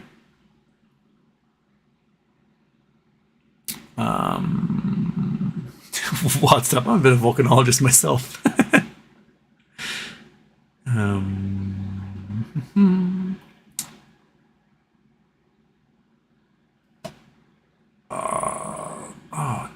Why? Okay. Ryan, the atypical 2E ADHD entrepreneur. That's a lot of words there. Hey, buddy. Is there any way you know of that would allow the ape shorts to navigate around covering when this 4xx million are offered? I've been off planet, so I'm behind. Still got my metamaterial and more coming. I have no idea. My guess is that if they do sell, and it is at like this $10 level or whatever that is speculated, that it's probably going to be going to either hedge funds or prime brokers who may be responsible for getting the stuff closed out. Namely because they're guaranteed to get actual shares rather than getting scanned by their own hedge funds trying to buy them on the open market and getting a bunch of synthetics that they can't use to cover positions. So that's probably why, be my guess, that AMC will be able to sell these things at a premium compared to the rest of the market. Be like, hey, you want the real thing? I've got the real thing right here. So you're gonna pay extra for the good stuff. Just imagining like Adam Aaron's holding up a trench coat and there's just watches there or something.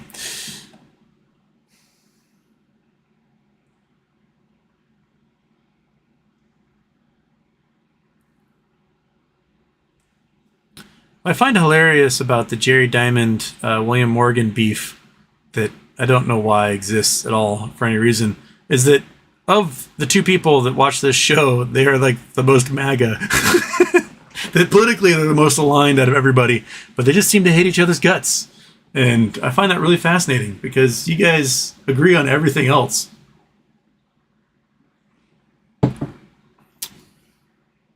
So when I read and you guys just trash talking each other, it's like, you're the same person, man.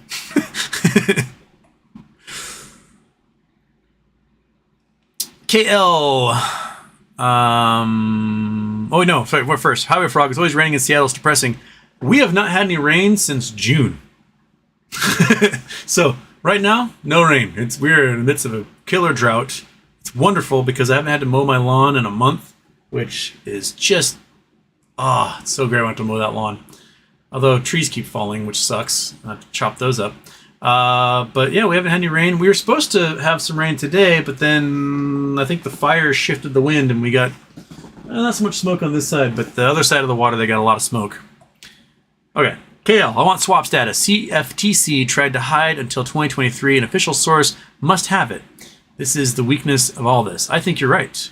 Apparently there is other means to recall shares than a share recall, something like recension or something like that. I don't know, check that out.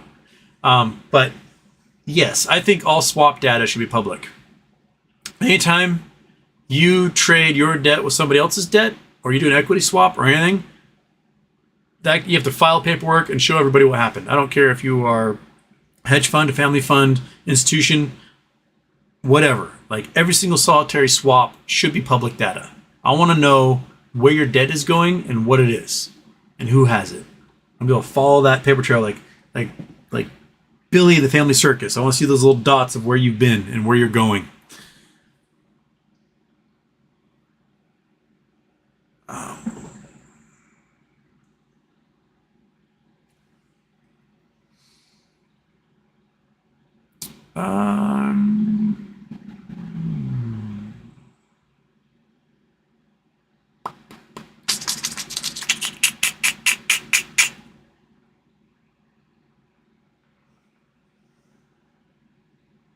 Oh crap, I just lost a nice spot in the line here. I think I'm caught up. Did I accidentally skip anybody? I don't think so, but I think I'm caught up right now. Sincere, Mount Rainier is the colonizer name. The natives called it Mount Tacoma or Mount Tahoma. It's true, they did. They still call the little nub Little Tahoma. But Mount Rainier is the name that everyone else seems to know around the world. What's GameStop's next step in seeking to rectify the mishandling of their dividend? I don't know. I was hoping that they would just take their shares from DTCC and take their ball and go home and see what happens there. But I still give 50-50 that they do that at some point. I don't know. I honestly, we just got to wait and see. It's all we can do. Like, sit on our thumbs and wait and see.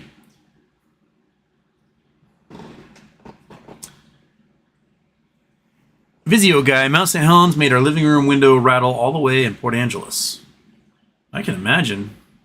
It's a pretty big explosion. And not, I mean, it was a pretty big explosion, but nothing compared to how big volcanoes can get. Remember, only 1 cubic kilometer of ash came out of Mount St. Helens. The biggest explosion recorded history is Toba in Indonesia. That was 20 cubic kilometers. Now, the biggest explosions in the last 5,000 years, you're looking at several hundred cubic kilometers. And then the supervolcanoes can do anywhere from 2 to 5,000 cubic kilometers. So imagine 5,000 times the amount of ash that came out of Mount St. Helens in an event. Just make your head explode as well. And if you're within 100 miles of that, you're probably going deaf. I'd blow your eardrums and that'll be it. Absolutely wild how big these explosions can be.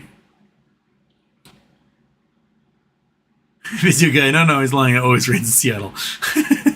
If it's not raining, we're covered in smoke. So you can either have rain or you can have just unbreathable air at all times and have a bunch of smoke. That's basically your choices. So pick one.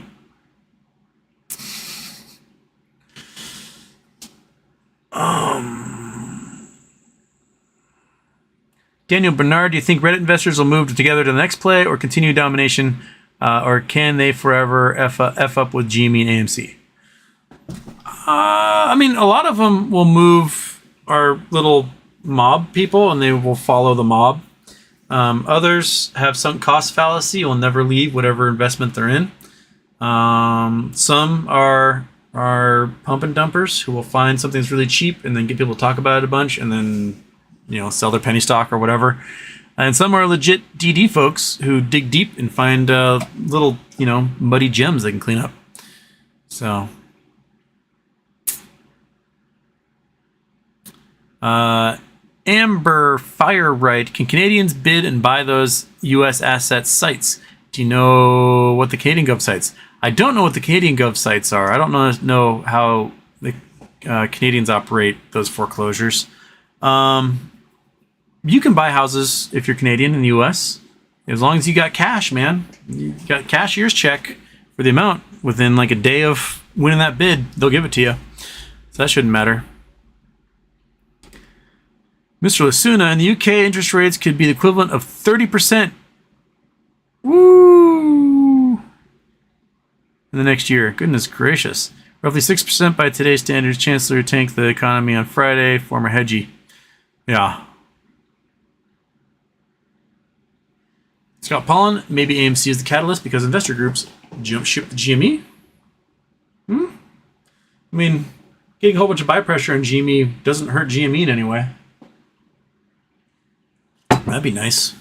We're still stuck at $771 for Charity Tuesday. I'm at the end of my chat thing here. I think I got everybody. Did I miss anyone? I think... How the heck did I catch up on a Charity Tuesday with all the chats? That's wild. But it looks like I did.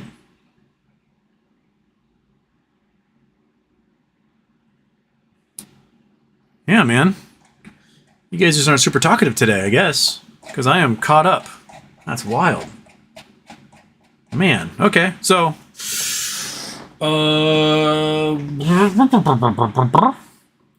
I can... click on this. Oop. So, I forgot. Steve made a how-to for the Go Ask Houston walkthrough. Let me click on that. Move it over here. Go there, and then I can add. How do I get the video up there? Add source. Add media file. Add audio, display, capture, no. Image, no. Video capture, window capture. Okay. No, media file. Window capture. We'll do that. Okay. And add new source. We'll do that. Yes, window capture. What is this? I think it's like Windows Media Player. Okay, we'll do that. Add source. Window. Where are you? Google Earth. How come you're not there? Live streaming, Streamlabs. Okay, we gotta cancel that. Okay, we'll go back. We'll go back. Media file. Add source. Intro, new source. We'll call it how to.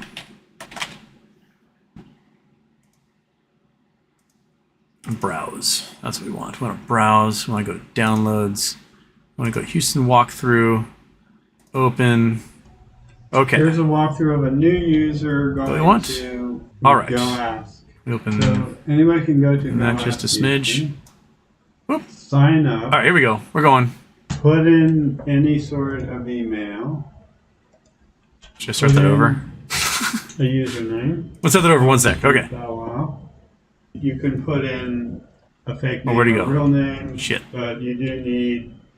Okay. We're gonna start. Come back. Okay. Start that over. Here's a walkthrough of a new user. This is for the going Go to Ask Houston. Go Ask. So So anybody thing can there. go So to go to goaskhouston.com. You can sign up. Throw your name in Put there. in any sort of email. Make a username. So Put on. in a username. I'll just use Bow Wow. You can put in Get yourself your a actual fake name. or real Throw a name, password in there. But you do need a password. And you create an account. That generates an All email. right, so activate the account with your email. You go to your email And account. You can there you go. click the link. Welcome to Go Ask Houston. Click the Do your link. activation. And you can activate your Activate that account. sucker. Boom. Now When you're in the Go Ask I can Houston ask website, questions there's in Earth 3 questions, different science areas. questions, Those are my favorite things. common So topics, we'll go into finance and things I insights. recommend like Hit books and movies. the new topic button to Um, ask a question. Okay, that's easy. Yeah, enough. so I this is a can good spot. click If I missed your chats, if I topic, miss so leave a new um, topic, restart. questions about anything, because this like is- unlike today where I was able to catch up with the chat, I'm not always able to do that. So you guys can throw a question in there and Blah, hopefully I'll remember to go in and check frequently. But if not, other people can answer questions for you and say point you to And I like can answer videos where I a talked about stuff, comment, or the main thing I have to give do you kind of a is say synopsis of for what I said Houston that to day on the answer show. only, or is it a community question? And hopefully we can also And I'm gonna it'd be a great way to like create. share If I news wanted and to, I DD could as things go also along. say I had Sort of a like as an alternative, a video little simpler that I alternative really to loved from Houston, but, like this is a rant about the loss of manufacturing base. my to like Discord or whatever. So auto care. fingers crossed. Fingers crossed we get this thing work. Amazing Good. rant. It goes on and on. Say I wanted to put this in the Hall of Fame, I could grab this link here and just All copy right. it, Was that it? and Nope. then go Okay. into the Hall of Fame, create a new topic, There are topics in there. say Houston's amazing job, skill, loss, rant, and then literally just paste the link in, and it should I go can throw, right to throw that your place. videos in there. Okay. This is the way Yeah. YouTube links work. Things like that. And I'm going to create this topic. So now I'm still in the Hall of Fame area. You know, I can see any place that there's a YouTube rant embedded, you can actually watch it All right. right in the post. And that's about it. Ask questions. Okay. Donate your lungs. I think that's and, kind of how to do it. So we'll get through this thank you, together. Steve. Thank you. There we go. All right. So goaskhouston.com. Feed your head. And we're 8:32. That's fantastic. Hey, Marcel's here. Boss Blunt's in the house donating. Thank you.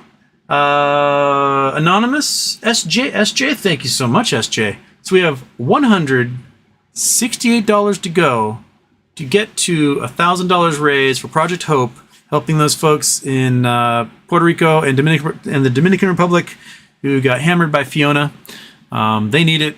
They've been suffering since Hurricane Maria 5 years ago, and they've gotten the short end of the stick on the sucker a lot, man.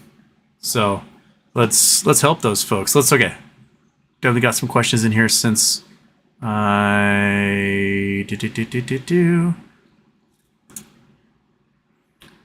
Brad, what's ash turn into? Like from a volcano? Awful mud. It can also, if it gets sucked into like jet engines, turns into glass and gums up the engines. And over time, though, it gets compacted down with water and generally turns into the stuff called tuff, which is a semi-lithified rock, and it can lithify like concrete more over time. If you're lucky and it falls into like a bog or a lake, it can combine with water. The silica and the ash can combine with water and form opal as a replacement material in shells or bones. You can get some pretty cool opals out of things like that. But for the most part, it makes mud and eventually rock if you're lucky.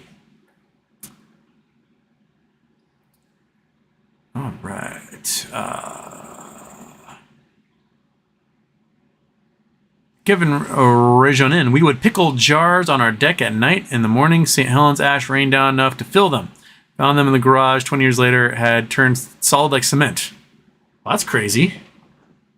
So, like, the jars were open and then filled up with the ash. That's pretty cool. I like that. Lux, thoughts on MooMoo as a trading platform? I've never used it. Jackson Hunter uses it. He talks about it a lot. I've got enough trading platforms. I just don't know if I have the attention span to add more. So, I don't know. I know nothing about them as a trading platform other than Jackson uses them. Scott Paul in Houston, riddle me this. To cool the planet, can we just nuke a volcano and use the ash to reflect solar energy? Well, it does reflect solar energy, but also contributes to CO2 in the atmosphere, which warms us in the end. So we can get kind of short-term cooling at the expense of long-term warming by adding more CO2. We may need to put some sort of dust in the atmosphere just to reduce solar light while we figure out how to sink carbon. That's sort of the plan that Bill Gates has. Like, let's just throw a bunch of dust up there. But without having any proactive plans to suck carbon out of the atmosphere, the warming is going to continue after that dust settles on everything and covers all your cars with dust. So we need to restore estuaries. Those sink a lot of carbon. We need to plant trees like crazy in a lot of places that have been cleared of trees, generally for grazing, farmland, slash and burn. We need to figure out how to be more efficient with our farming so we don't have to cut down forests to do it. And we need to lower the amount of carbon going into the oceans because the carbonic acid is causing the dissolving of shells and reefs. And that's a lot of stored carbon that's now being released into the oceans even more, making it even more acidic.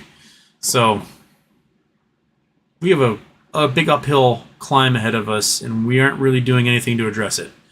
It's just like, well, we're just going to have a Mad Max future, and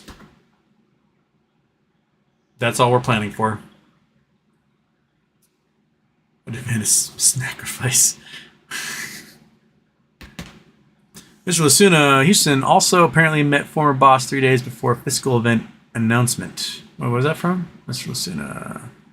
Oh, talking about the Chancellor. Okay. Yeah. It sounds like the Tories actively shorted the British pound and screwed everybody over on that one.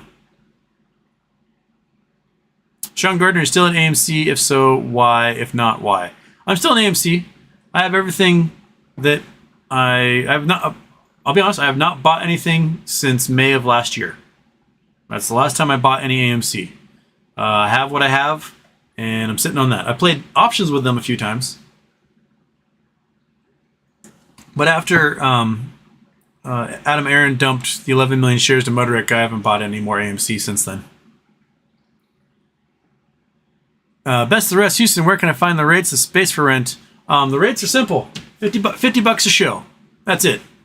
You send me something that I can print out, and I'll throw it up there on my magnets, and that's what you get for the show behind me. $50 a show, simple flat price. Send me a DM, and yeah, that should work out. So there you go. Today is Go Ask Houston. We've had a couple of puppies who best friends of some viewers who passed away this year, and they wanted a little memorial, so we put those up. I've got nothing planned for tomorrow, so if you guys want something up there, basically it'll be, if no one puts anything up, it will be whatever the last one was. We'll stay up. So we'll have, if no one signs up for tomorrow, Go Ask Houston, or we'll remain up tomorrow. So yeah, come advertise the world, show a funny joke, show a picture of your cat, advertise your business. We're at 8:57, $143 to go, 143 to go. Come on, guys. We gotta head out soon. I want us to get to our goal. We're so close. We're so close.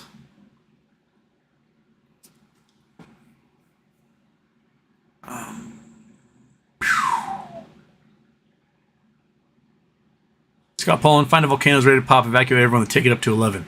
I mean, that is also the kind of science I like too. Just let the sucker just roar. That'd be awesome.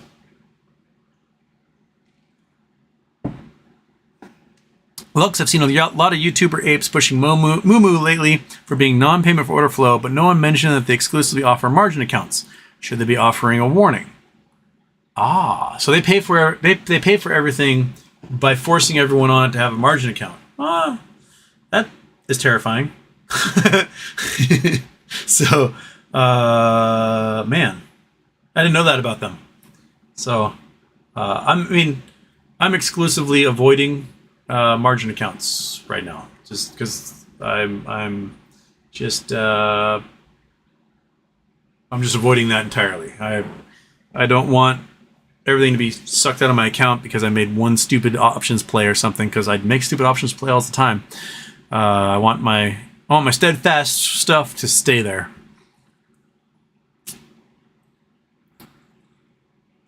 Maria Garcia, had to put my pit bull to sleep on Sunday. Would like to rent your walls on her. Oh, Maria, yeah, we'll put your puppy up here.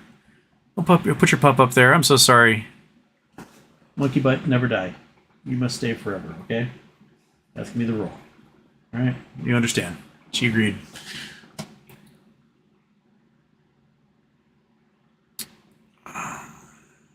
Hamburger with extra pickles. GameStop documentary out on Netflix tomorrow.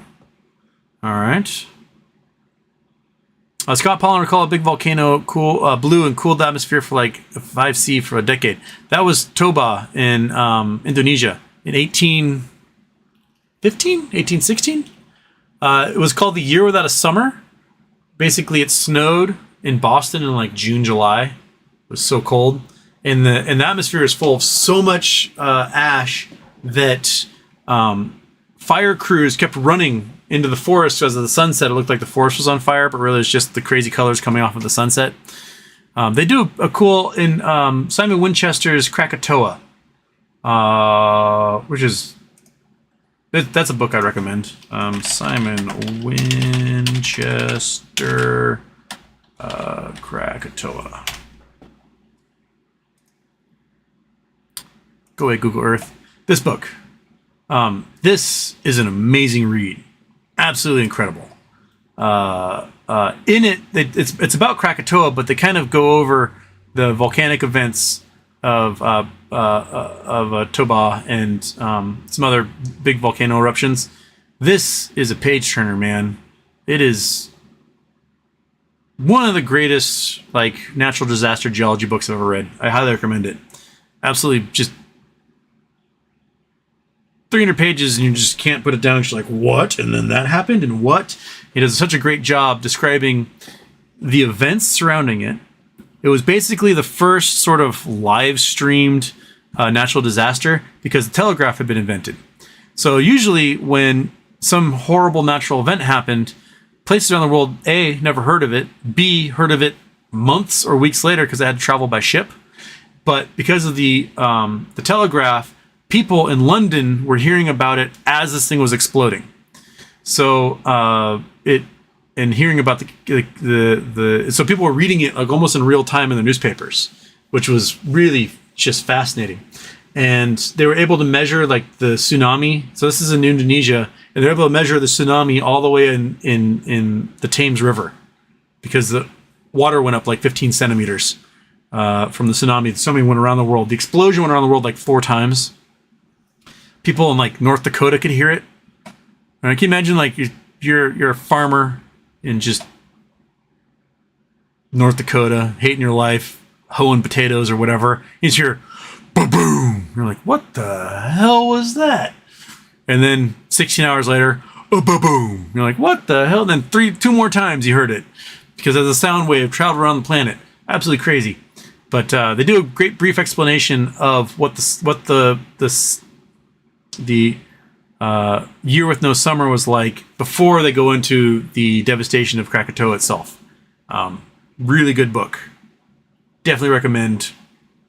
Get it. Read it. Expand your brain a bit. Ray 80. Fantastic. We got Liz Clayman donating. Anonymous. Boss Blunt stepped in there again. Thank you. Bonobo. Bono. Thank you. We're 120 bucks to go. 120. We're so close. Oh my goodness. We're so close.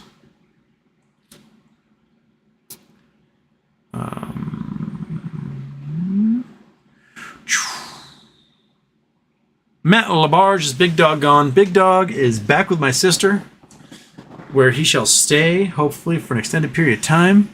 And I still need to clean hair up in this place, man. There's still hair that I haven't had a chance to attack yet, and I need to. It's still everywhere. Parts of the living room and the hallways are clear. My bedroom is still a horrible mess of dog hair. I need to tackle. I hope I tackle that after this show. But until we get another 120 bucks, I can't do any of that before I head off to work. So, come on, bring it. Let's get to that $1,000 for Project Hope and help people get their medical care they need in these disaster zones. Okay, Bo, can you explain the export market? Sure. Now, imagine you shorted a stock into bankruptcy, right? You managed to take Sears from $80 down to $0. And you're like, yeah, screw you, Sears. I ruined you.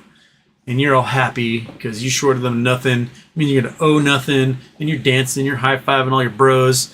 And you're like writing your mom and saying, hey, Mom, we shorted Sears down to $0. And then suddenly, people start buying Sears. And the Sears price goes from 0 to like 70 cents. And you go, oh, no. I created 1 billion illegal shares on this stock, and I cannot afford to pay to buy any of them because I created too many shares, naked shares. And so you beg the SEC and the big exchanges, and they agree. They say, okay, we're going to make an expert-only market where you can buy and sell these things back and forth, but the general public can only sell what they have. They can never buy any more.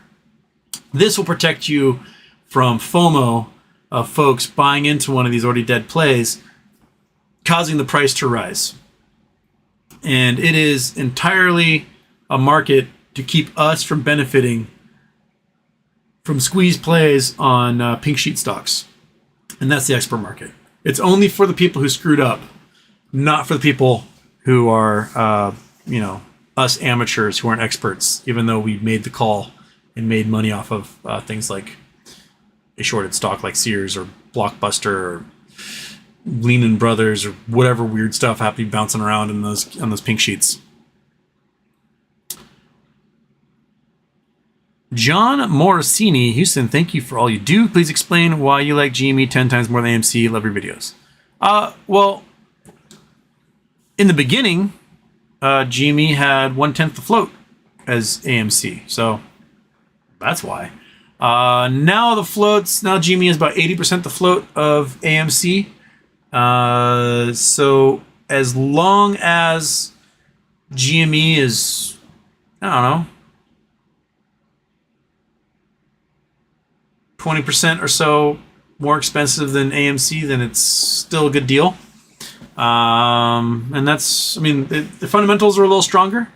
They're expanding into markets. They're got a lot of cash on hand. They're creating new brands. They're now, after they created a big distribution network and warehouses and an online presence, that expands beyond just games. You can now get PC parts and streaming equipment and toys and collectibles and NFTs and all that stuff. Now they're focusing on turning a profit, which is a big deal. That means they can offer a regular dividend, and offering a regular dividend makes the value of that stock go that much higher. Butcher Houston, thank you for hosting this live stream. Well, thank you for jumping in and donating, man. It's fantastic. I love the fact that we're able to raise money every month for someone. And we're at $8.85, so we got $115 to go. Thank you, Johnny Birdie. Thank you so much. So close. We're so close. We are so close. Oh my goodness, we're so close. Yeah.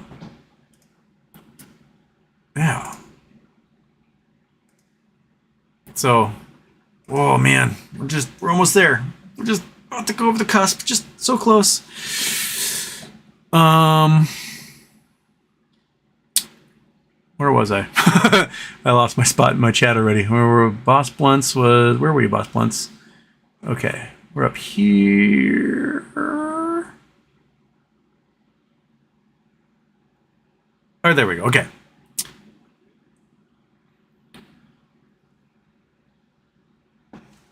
Visio Guy, the glass blowing studios still in Seattle use Mount St. Helens ash to do their final polishing step since it's such a fine grain.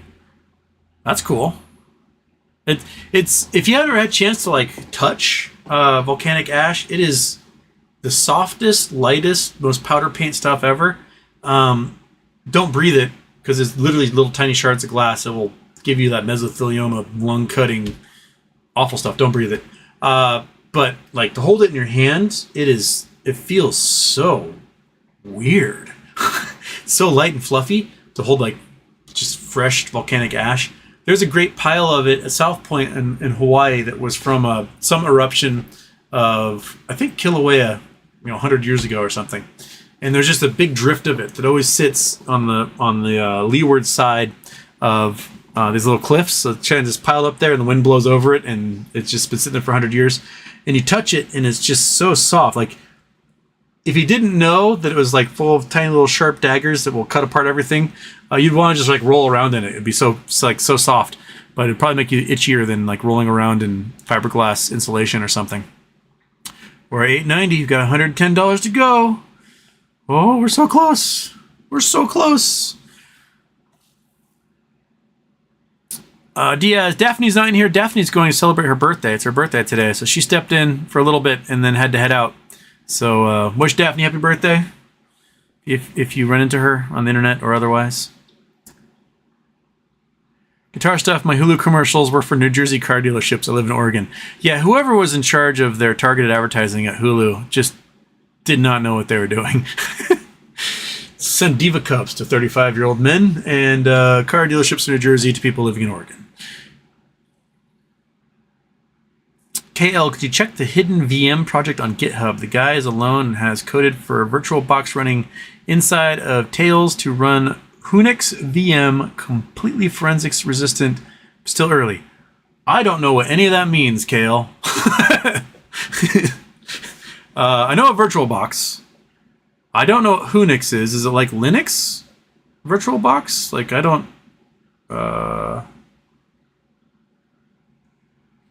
I don't know what that is. Anonymous took us over. Oh my goodness. And Justin Craig jumping in there as well. We are over $1,000. Woo! Okay, I'm going to get through the last few little, because we're pretty close to the bottom here. So I'm going to get the last few chats. And then we'll see you tomorrow, right? Ross Sherman, would you talk about MMTLP, please? I mean, they submitted their S1. We're waiting for approval, and then they're going to announce taking the company private. And then when they take the company private, my guess is they have a sale lined up to sell the entire company to someone, which means essentially selling the leases for the oil lands. About a decade ago, they proved there's 3 billion barrels of oil.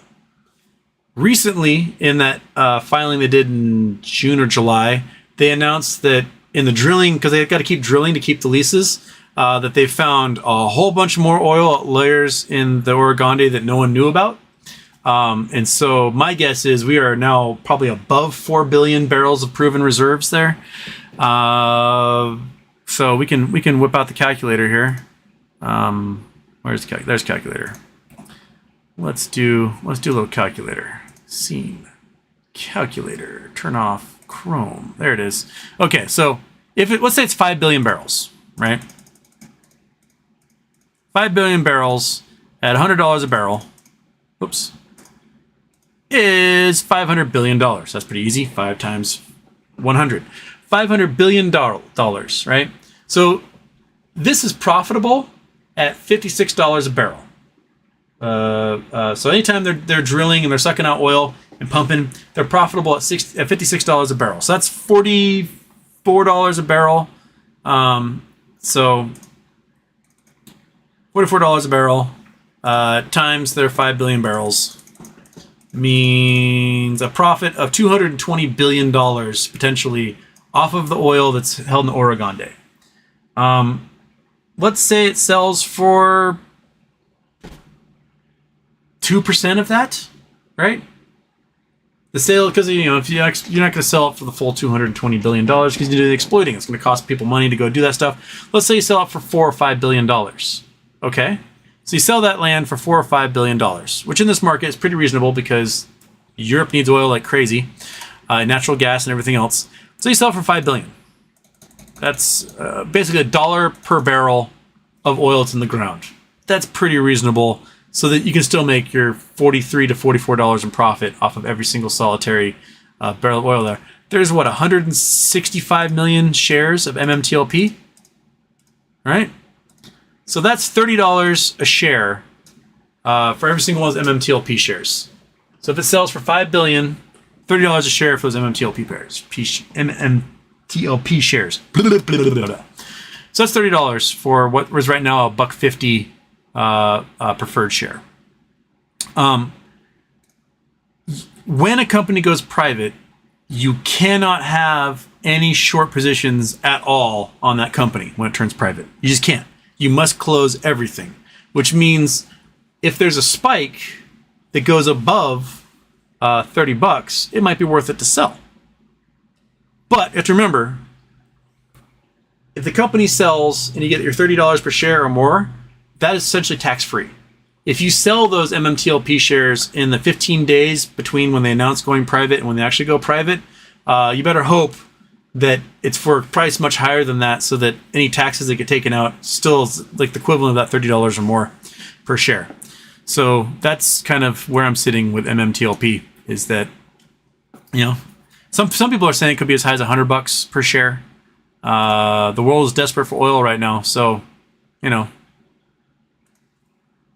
prices in the U.S. are coming down, but Europe is where the prices are not coming down. They need diesel and they need natural gas really bad, and you can't make low sulfur diesel without natural gas. So refining it is becoming a real problem for the Europeans because they're low on natural gas anyway. Because the natural gas is what pulls out the sulfur from the distillation process, and so if you don't have that natural gas to do that, then what are you going to do? Not have diesel, not run your cars. So the gas prices are just... That's why when you go to the pump, you'll see unleaded coming down, but diesel prices are still really high because the natural gas just isn't existing for these distilleries or these refineries to distill low sulfur diesel. And the only two places you can get low sulfur crude oil is Nigeria and Angola, and they have no ability to pump up production higher than it is now. So there's no way to get that low sulfur crude oil out there. So just we're waiting on MMTLP. We're waiting for the SEC to give their thumbs up and for them to be able to turn private and then sell that company and put some cash in everyone's pockets. So, yeah.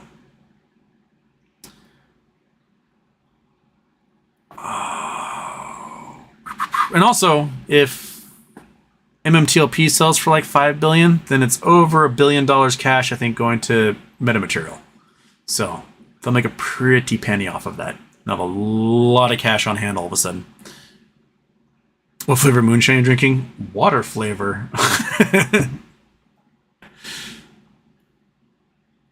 Chicago Transit Minority, which home running race are you watching, Aaron Judge or Albert Pujols? Yes, well, Albert Pujols got a 700. He's not going to get to 714 because it sounds like he's retiring at the end of the season. So he got a 700. Way to go, Albert. You never should have left St. Louis. He just ate up National League pitching so much more than American League pitching. But I'm glad he's retiring in St. Louis as a Cardinal. Aaron Judge, hey, possibly being the first roidster to break 61. That's a big deal. So, way to go, dude. I wish I could hit 60 home runs at the major league level.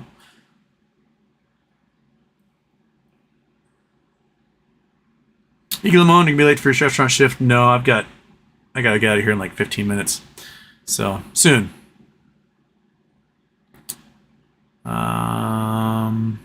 Okay. Bonobo Bono will be the best third world country to live in as far as economics and quality of life, where people are actually nice to each other all the time, not assholes. I mean, depends on what you define as asshole. Like, just go some places, people are totally nice, but they honk on their horns too much, and that just drives me up the wall. I mean, people really love living in Costa Rica, Panama. My friends who moved to Malaysia are loving it. They absolutely just are having the time of their lives out there. You have to be ready for really hot tropical weather to be in Malaysia. It is sticky hot. You could probably like move to Moldova and be a god. But then you're in Moldova. So, yeah. Ecuador is lovely. My friend Ricardo, he splits time between here and Ecuador. And he's like, dude, come to Ecuador. You'll love it. He's up in the mountains where it's a little cooler. But he and his husband built a house or process of building a house and then, split their time between here and there. And he's like, it's so relaxing. Everyone's so lovely.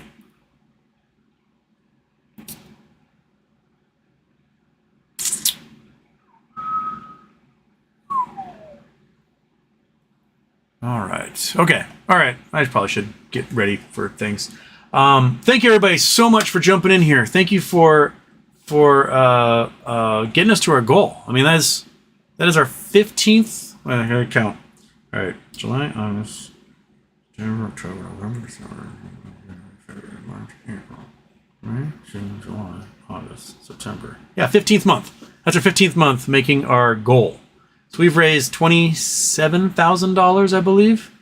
And if you are watching at home, you're at the end of the show, I forgot to say this at the beginning, you can still donate forever in the tab below or to the side, depending on which app you're using to watch. And anytime you watch this episode, the penny or so from the advertising also goes to Project Hope. So just by watching the video, you are sending, little microtransactions to that charity. I want to thank everybody so much. Natural disasters can hit us at any time. No one on Earth is safe from natural disasters. You can get haboobs, tornadoes, hurricanes, monsoons, flash floods, earthquakes, volcanoes, droughts, you name it. And everyone can get affected by these natural disasters. And so as a species, we are at our best when we band together and help those who are in distress and help them through these tough times. So I want to thank you so much for donating to everybody. And thank you. And head out to goaskhouston.com and check it out. Get the conversation started, and we'll jump in there. It'll sort of act like our Discord server, I guess. It's free to use, so swing on by, check it out, and I want to thank everybody so much. I'll see you tomorrow for a regular Wednesday show. I'm getting my update booster shot at some point tomorrow. I can't remember when. So it might be an afternoon show. So maybe around the same time as today. So I'll see you for then. Thank you so much. And where's my... Ah, crap. I clicked on too many things here. There we go. Boom.